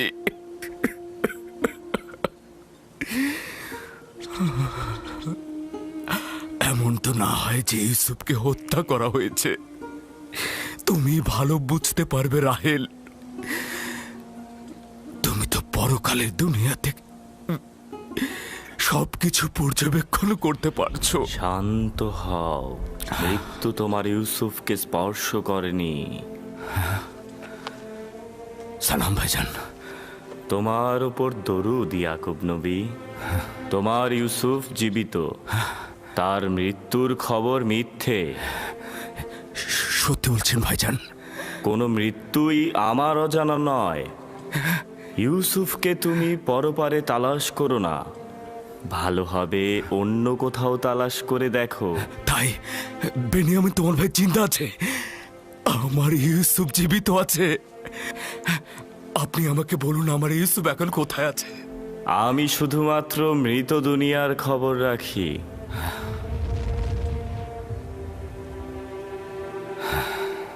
উনি কে আব্বাজান?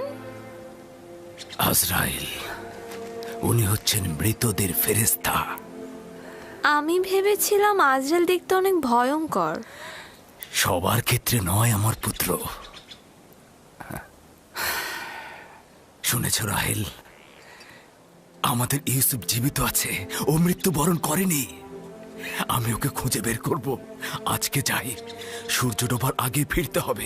চলো আমার পুত্র। আব্বাজান কোথায় গেছে জানো?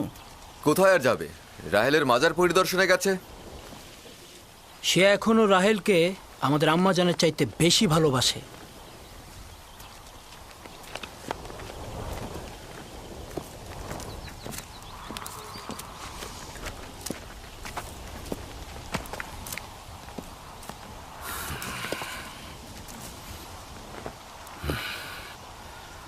এখন কি তোমরা বলবে না আমার ইউসুফের সাথে কি হয়েছে? সেটা তো আগেই বলেছে আব্বাজান, বারবার কি একই কথা বলবো? তোমরা কি চাও না অভিশাপ থেকে মুক্তি পেতে? আমার ইউসুফকে নেকড়ে খায়নি, মৃত্যু তাকে চুরি করেনি। তোমরা যদি হাকিকত না বলে তওবা না পড়ো, আমি তোমাদেরকে ক্ষমা করব না।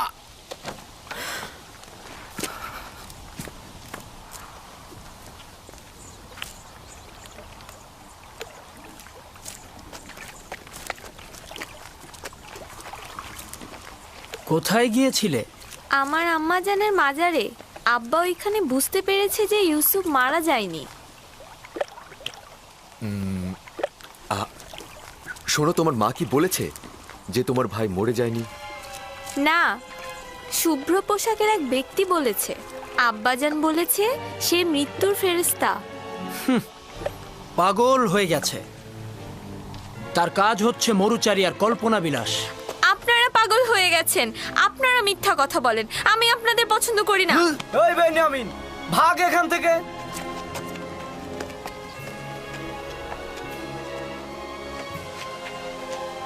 ইউসুফের পরে বেনিয়ামিন হয়েছে আব্বাজানের সঙ্গী। ইয়াহুদা, এখন আমরা কি করব? তুমি তো বলেছিলে সব ঠিক হয়ে যাবে, কিন্তু এখন তো সব ভুল প্রমাণিত হলো। ইউসুফের চলে যাওয়া এতদিন হয়ে গেল, কিন্তু আব্বাজান বিন্দু মাত্র দৃষ্টি দিল না আমাদের দিকে। এখন সে বেনিয়ামিনকে তার জায়গায় তুলে এনেছে। আমরা তো ধারণা করেছিলাম আব্বাজান আমাদের দিকে নজর দেবে। এগুলো কথা ইউসুফকে আব্বাজানের কাছ থেকে নেওয়ার আগেই ভাবা উচিত ছিল। ভুল করেছো। এখন তুমি কি করতে চাও বলো? এখন তো দেরি হয়ে গেছে। ইউসুফকে তো চাইলেই ফিরিয়ে আনতে পারবো না। এখন আর কিছু বলে লাভ হবে না, বরং আব্বাজান ও ক্যানানের অধিবাসী সবাই মিলে আমাদের দোষী করবে।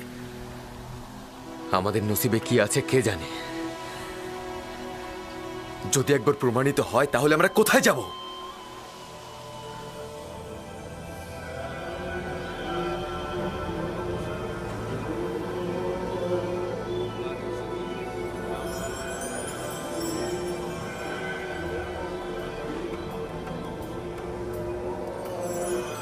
তাকে একজন আগন্তুক হিসেবে পরিচয় করিয়ে দিতে পারেন। বলবেন সে মহান খোদার দুশমন। তাকে এই ভূমি থেকে বিতাড়িত করার জন্য রাজমহলের ভূমিকা দরকার। একটা ভেড়া চড়ানো বালক রাজমহলের উপর, জনাব পুতিফারের উপর কি করে আধিপত্য বিস্তার করতে পারে? যে বালকটি গতকাল পর্যন্ত ভেড়ার বিষটা খেয়েছে, সে কিভাবে রাজমহলের পবিত্রতার সাথে অভ্যস্ত হতে পারে? আমি নিশ্চিত সে নাফরমানি করবে। পুরোহিতদের রাজমহলের অধিবাসীদের সাথে কথা বলতে বলবেন এবং তাদেরকে বুঝিয়ে বলতে বলবেন ইউজারসিফের জায়গা রাজমহল নয়।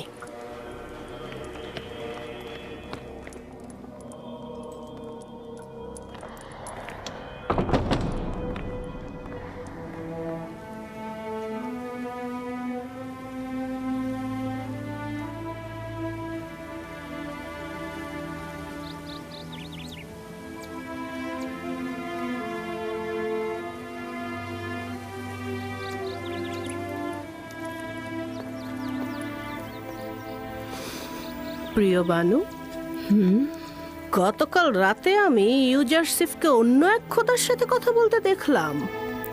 কোনো মূর্তি ছিল না, আসমানের দিকে তাকিয়ে কথা বলছিল। খুবই ভালো, তাহলে আজকে প্রমাণ দাও, আমি প্রমাণ দেখতে চাই। অবশ্যই আমার বানু।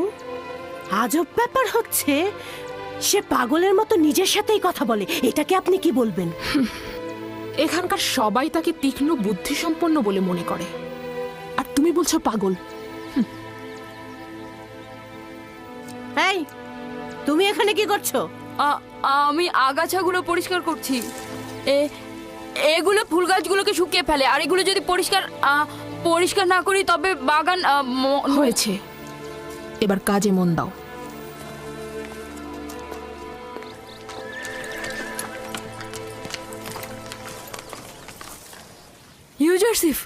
ইউজারশিফ, তুমি কোথায়?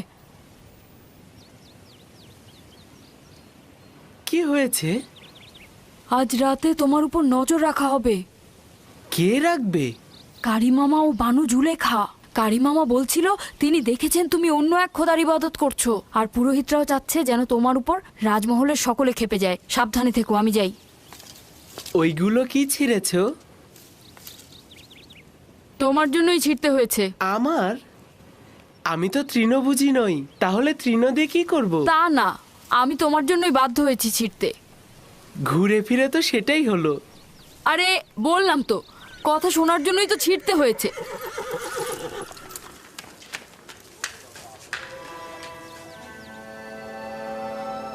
শুকরিয়া জ্ঞাপন করছি তোমার আনুকূল্যের জন্য। ষড়যন্ত্র সম্পর্কে আমাকে আগেই জানিয়েছো। আমি দুর্বল ও অক্ষম একটি বালক। যদি তোমার সাহায্য না পেতাম তাহলে ধ্বংস হয়ে যেতাম।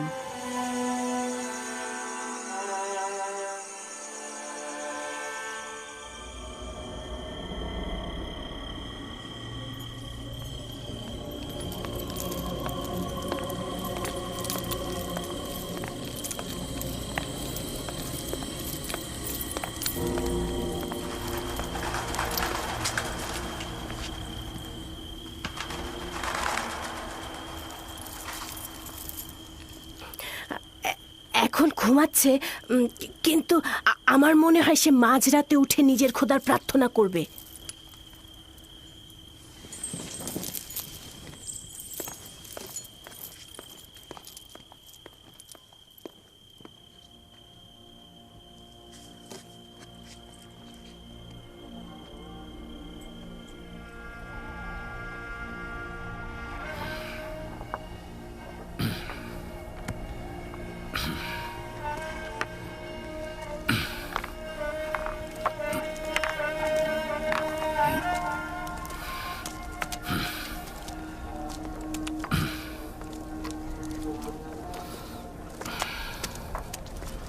সালাম খোদার নবী। দরুদ তোমার উপর। আপনার সিদ্ধান্ত কি এটাই, আপনি এখানে থাকবেন? হ্যাঁ লিয়া, যদি খোদা চায় তো আমি সারা জীবন ইউসুফের জন্য এখানে অপেক্ষা করব। এভাবে আর কতদিন, আর কত অপেক্ষা করবেন? অপেক্ষা অব্যাহত থাকবে যতদিন না পর্যন্ত ইউসুফকে ফিরে পাই আমি। ওই দিন পর্যন্ত আমি এইখানে অপেক্ষা করব। ইউসুফকে নিয়ে অতীতের স্মৃতি রোমন্থন করব, আর ভবিষ্যতের স্বপ্ন বুনে যাব। খাবারের সময় হয়ে গেছে, এবার তো খেয়ে নিন। হ্যাঁ, আসছি। বেনিয়ামিন, এসো পুত্র আমার।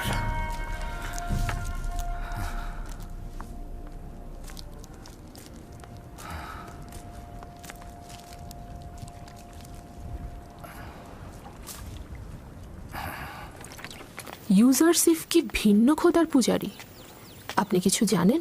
না, আমি এ ব্যাপারে খুব একটা জানি না। অনেকেই মনে করে সে আসমানের খোদাকে পূজা করে, মিশরের খোদাকে দুশমন মনে করে। একজন বালক এসব ব্যাপারে কি এমন জানতে পারে? তাকে যেভাবে শেখানো হবে সে ঠিক সেইভাবেই চিন্তা করবে। আর এখন তো আমি আর তুমি আছি, আমরাই ঠিক করব যে সে কার ইবাদত করবে আর কার ইবাদত করবে না। যদি চাও তার সঙ্গে আমুন খোদা নিয়ে কথা বলো, আর মন্দিরে যাবার সময় তাকে সঙ্গে করে নিয়ে যাও। আর এতে করে ও মিশরের আইন ও আমুন সম্পর্কে জানতে পারবে।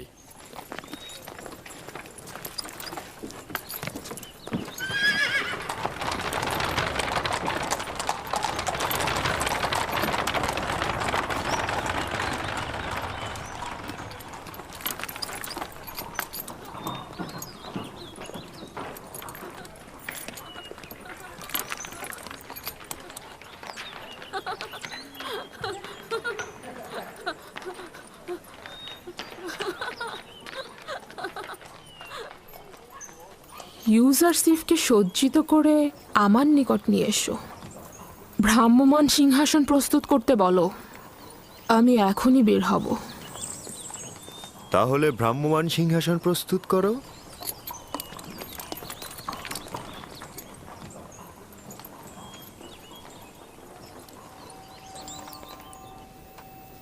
সব সময় এমন সাজসজ্জা করে পরিপাটি হয়ে থাকবে। আজকে তোমাকে অনেক বেশি সুদর্শন লাগছে।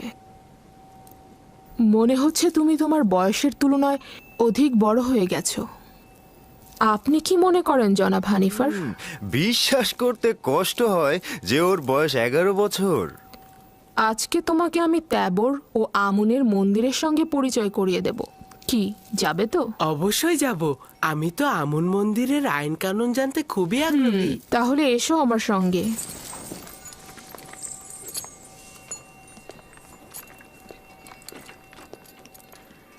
জুলেখা কি সত্যি সত্যি ইউজারসিফকে সন্তান বলে ভাবে, নাকি মুখেই বলে? নিজের কাজ করো।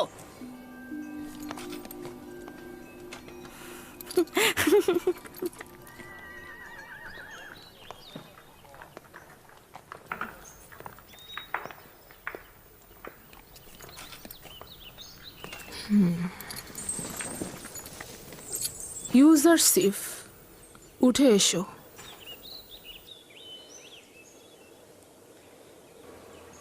আমাকে ক্ষমা করুন, আমি এটাতে করে শাওয়ার হতে পারবো না। কেন?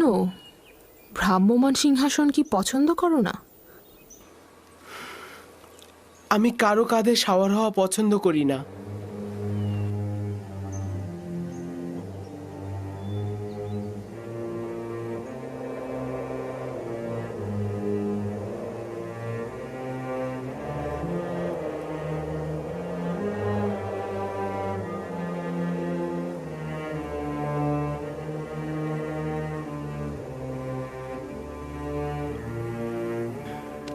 বানু জুলেখার হুকুম মান্য করাই তোমার কাজ।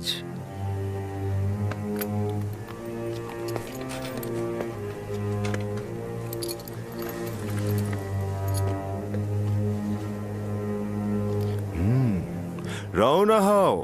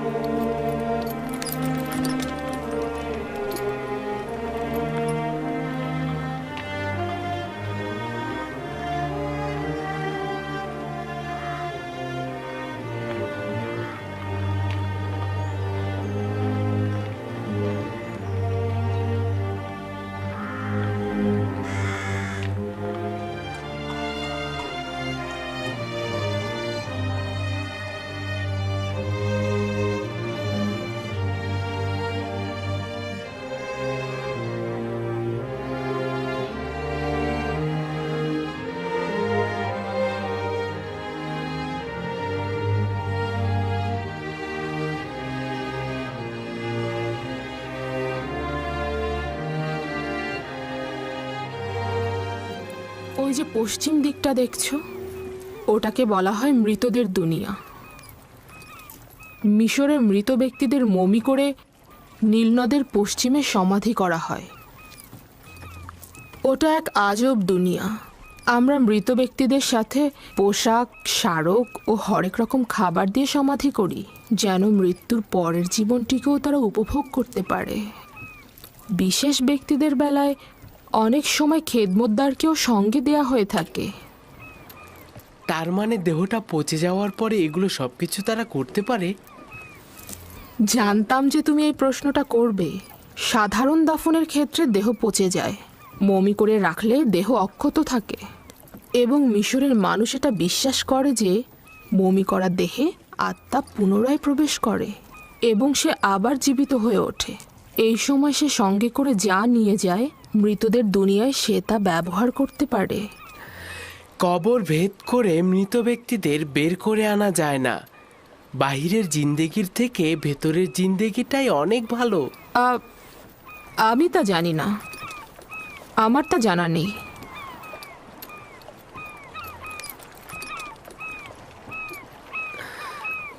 যদি আমরা এখানে বেশি সময় থাকি তাহলে বলুন না সিংহাসনটা নিচে নামাতে। তারা তো ক্লান্ত হয়ে গেছে, তাই না? না, এখনই রওনা হব। তারা অভ্যস্ত, এটা নিয়ে চিন্তিত হবার কিছু নেই। মন্দিরে চলো।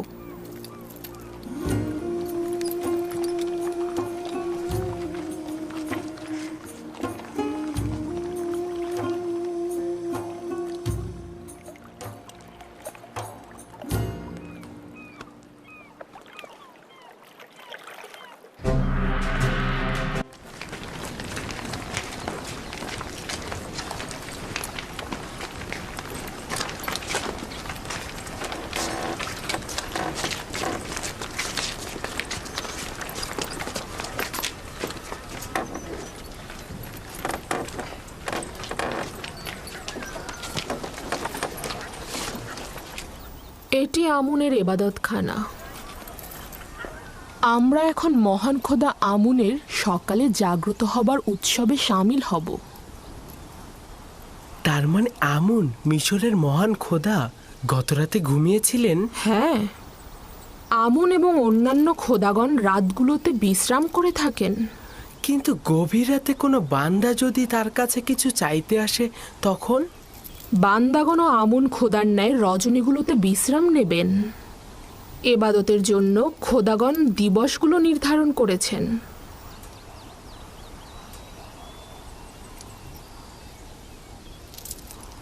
ভেতরে চলো।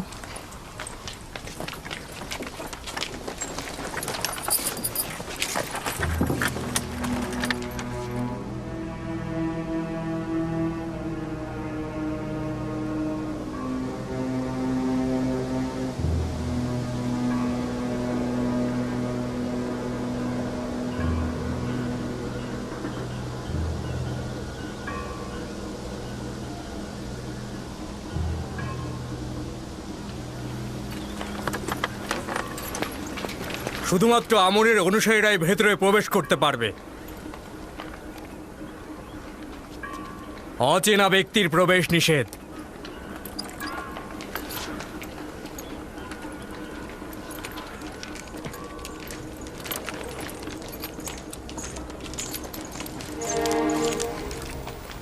সকল খাদেমগণ পূর্বেই নিজেদেরকে নীল নদে পবিত্র করে নিয়েছেন। তারা একেবারে এবাদতখানার অভ্যন্তরে প্রবেশ করতে পারেন। খাদেমগণ ব্যতীত কারোই হক নেই এবাদতখানার একেবারে অভ্যন্তরে প্রবেশ করা।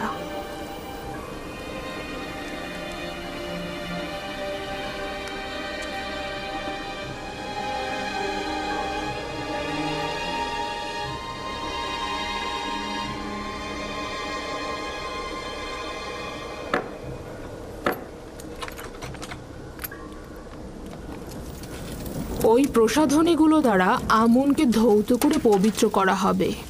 তার পোশাকও পরিবর্তন করা হবে। আকর্ষণীয় অলংকার দ্বারা তাকে সজ্জিত করা হবে। তাকে উন্নত সুগন্ধি মাখানো হবে এবং তাকে বান্দাদের ইবাদতের জন্য প্রস্তুত করা হবে।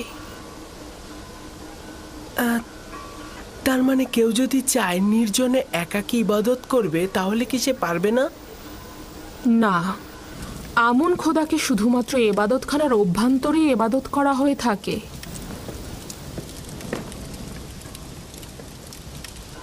কিন্তু আমি তো শুনেছি খোদাপান সর্বত্র রয়েছে।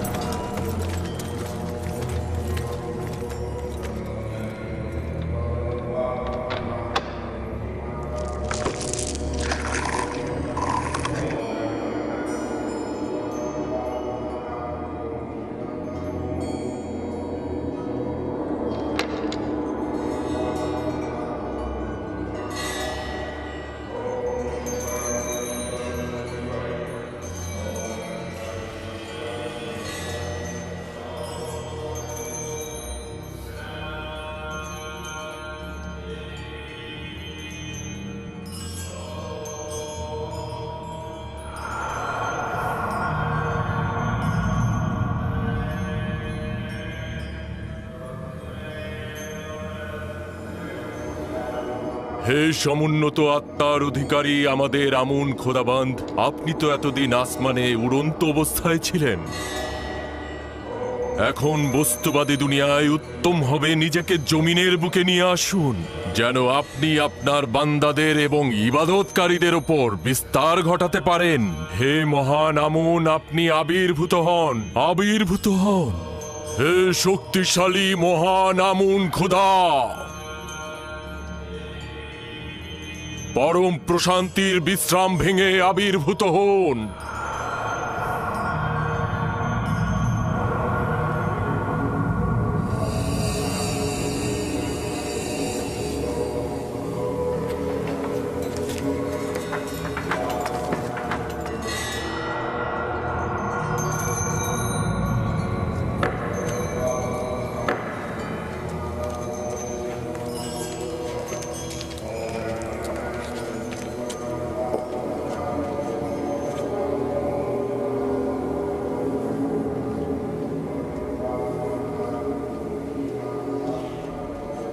হে শক্তিশালী আমুন, আপনার জন্য আমি যে কোরবানিগুলো নিয়ে এসেছি সেগুলো আপনি সাদরে গ্রহণ করুন এবং হাদিয়ার বিনিময়ে আমাদের বরকত দান করুন।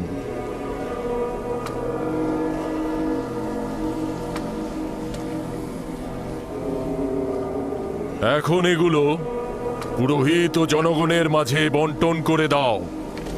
যাও।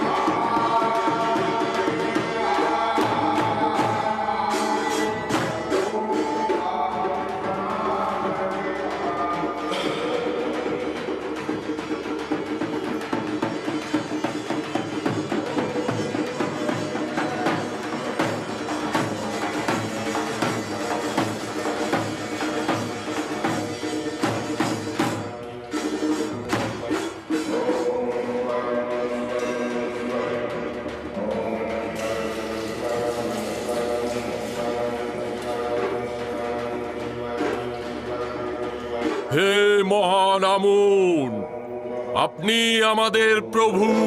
হে মহান আমুন, আপনি আমাদের প্রভু।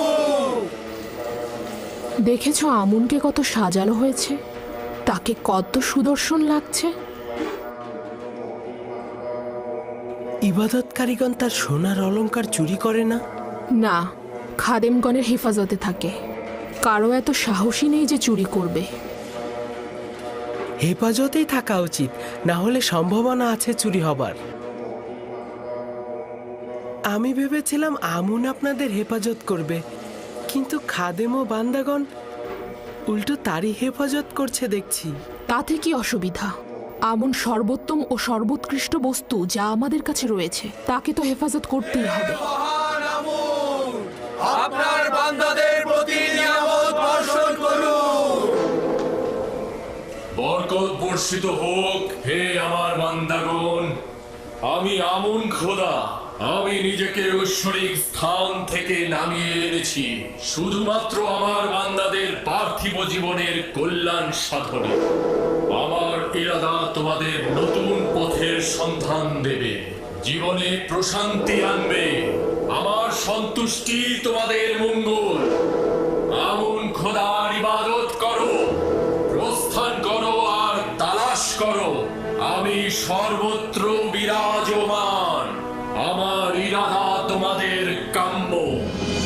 মহান আমুন আমাদের খোদা।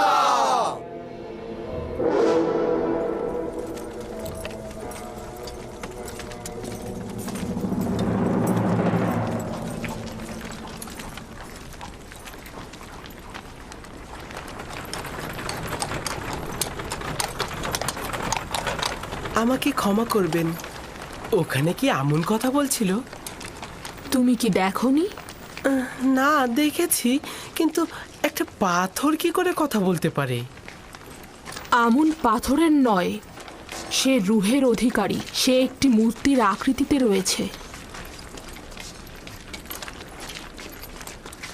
আমাকে ক্ষমা করবেন। আমুন এমন এক খোদা যে চাহিদার ঊর্ধ্বে। কিন্তু আমি তো তার আজকে অনেক রকম প্রয়োজন দেখেছি। তাকে সাজসজ্জা করানোর জন্য অনেক রকম অলংকারের প্রয়োজন তার। সে নড়াচড়া করার জন্য খাদিমগণের উপরে নির্ভরশীল। তার মানে তার নিজের চলাফেরা করার জন্য অন্যের সাহায্যের প্রয়োজন হয়। তার নিজের জন্য বাসস্থান, নারী, সন্তান আরো অনেক কিছুর প্রয়োজন হয়।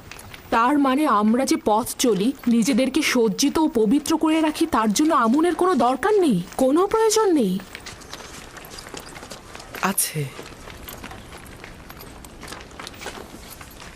তার সামনে আমি অসহায় অনুভব করছিলাম। সে শুধু বাইরে থেকেই একজন বালক। সে আমাকে যথাযথ প্রশ্ন করেছে, কিন্তু আমি তার সঠিক উত্তর দিতে পারিনি। অসংখ্য প্রশ্নের জবাব আমার নিজের জন্যই সন্তুষ্টির ছিল না। তার প্রখর বুদ্ধি রয়েছে। চিন্তিত হও না, আমি তাকে আমনের এবাদতখানায় নিয়ে যাব এবং সকল কিছু বুঝিয়ে দেব।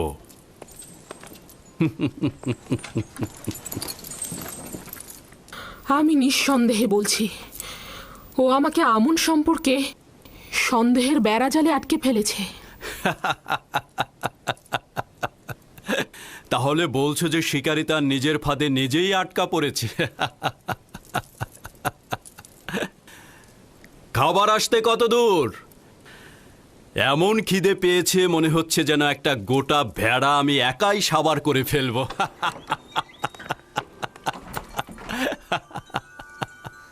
খাবার প্রস্তুত আলী জনাব।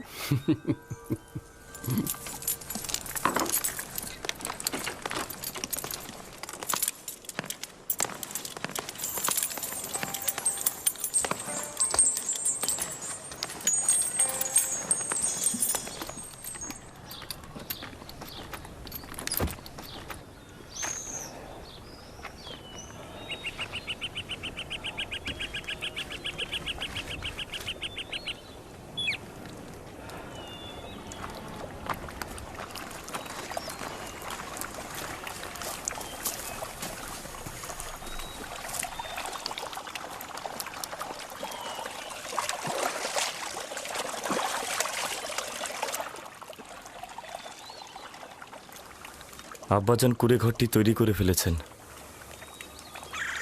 এত কাজ তিনি একা একা করলেন, আমাদের সাহায্য নিলেন না।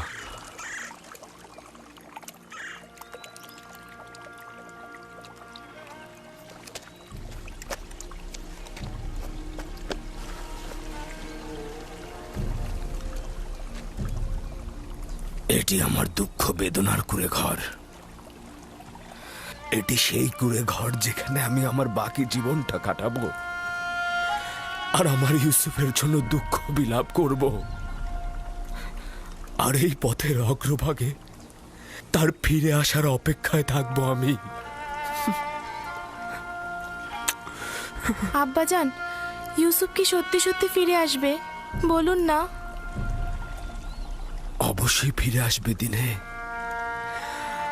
আর আমাদের উচিত ইউসুফের ফিরে আসার জন্য অপেক্ষা করে যাওয়া। আপনি কেন চেষ্টা করছেন না ইউসুফকে ভুলে যেতে? কি করে ভুলবো লিয়া? যদি জানতাম সে মারা গেছে তাহলে কিছুদিন বিলাপ করতাম, তারপর ভুলে যেতাম। কিন্তু এখন জানি না সে কোথায় আছে। অবিরাম নিজেকে প্রশ্ন করে যাচ্ছি সে কোথায় আছে, কেমন আছে আমার ইউসুফ। না জানি কোন বালা মুসিবতে আছে, ডাকাতের হাতে পড়েছে না দাস বিক্রেতাদের হাতে পড়ে গোলামি করছে সে এখন। তাকে কি গুনাহ স্পর্শ করেছে? ভর পেটে আছে নাকি ক্ষুধার্ত অবস্থায় আছে? শান্ত হন খোদার নবী, নিজেকে এত কষ্ট দেবেন না। প্রিয় মানুষের মৃত্যু বেদনারও একটা সীমা আছে লিয়া, কিন্তু বিচ্ছেদের বেদনা চিরস্থায়ী, তা সহ্য করা দুঃসাধ্য। আমি সবুর করাকে পেশা হিসাবে নিলাম, তবে আমি অবশ্যই মিলনের আশায় রইব, অবশ্যই রইব।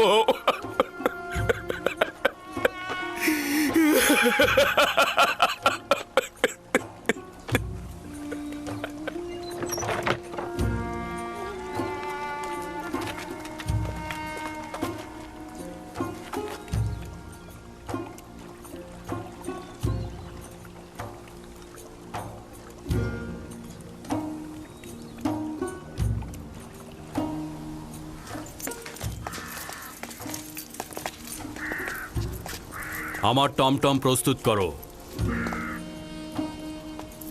ইউজারশিপকে আপনার সাথে নিয়ে যাওয়া কি উচিত হবে? হ্যাঁ, উচিত হবে। আমেন হতেব তার প্রশংসা শুনেছে, তাকে আমেন হতেবের কাছে নিয়ে যাব, এবাদতখানায় নিয়ে যাব। ভাবছি তাতে কোনো ফায়দা হবে না। তাকে বালক হিসেবে অবজ্ঞা করবেন না।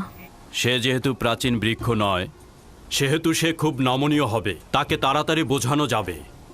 তাকে আমি বুঝিয়ে দেব মিশরের আইন কানুন ও পবিত্রতা। তুমি কোনো চিন্তা করো না।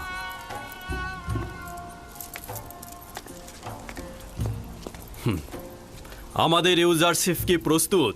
জি আলী জনাব, আমি আপনার সাথে যাবার জন্য প্রস্তুত।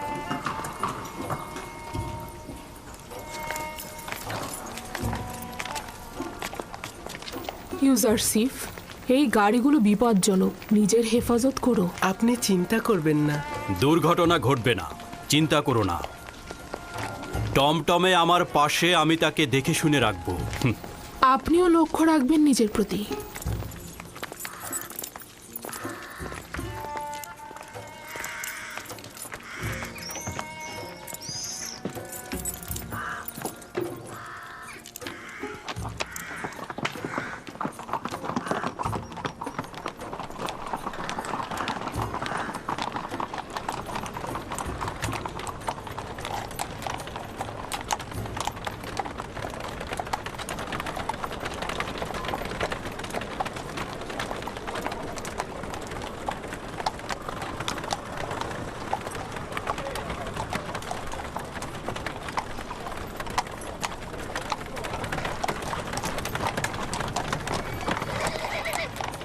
আমুনের নিজের সৈন্যদল মুষ্টিমেয়, কিন্তু তারা গোলযোগ সৃষ্টিতেই ব্যস্ত। এই গুদামগুলো আমুনের এবাদতখানার মালিকানাধীন। প্রতি বছর মিশরের খাদ্যশস্যের বিরাট একটি অংশ এখানে জমা হয়।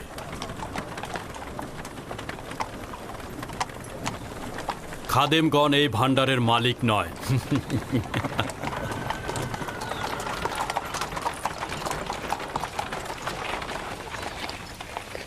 ওই বাগানে যে নারীগুলো দেখতে পাচ্ছ তারা সবাই আমুনের অধিকারী। নীল নদের তীরে ভেড়ার পাল দেখেছিলাম, সেগুলো কি আমুনের মালিকানাধীন? ওই যেগুলো একটু মোটা তাজা সেগুলো আমুনকে উৎসর্গ করা হয়। এত সব কিছুর প্রয়োজন কি আমুনের নাকি ইবাদতখানার খাদেমগণদের? আমার তো মনে হয় আমুনের নাম করে খাদেমগণ এগুলো ভোগ করে থাকে।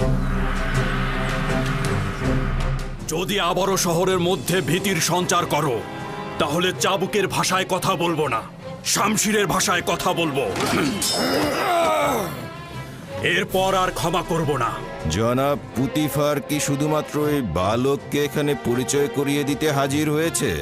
না আমার খোদা বান্দেগার, আমুনের স্বেচ্ছাচারী ও উগ্র মেজাজের সিপাহীদের বিরুদ্ধে অভিযোগ নিয়ে এসেছি। প্রতিনিয়ত রাস্তায় সাধারণ মানুষদের পদদলিত করছে তারা। কোনরূপ কুদরতি তাদের জন্য ভীতিকর নয়, আইনের কোনরূপ তোয়াক্কাই করছে না তারা।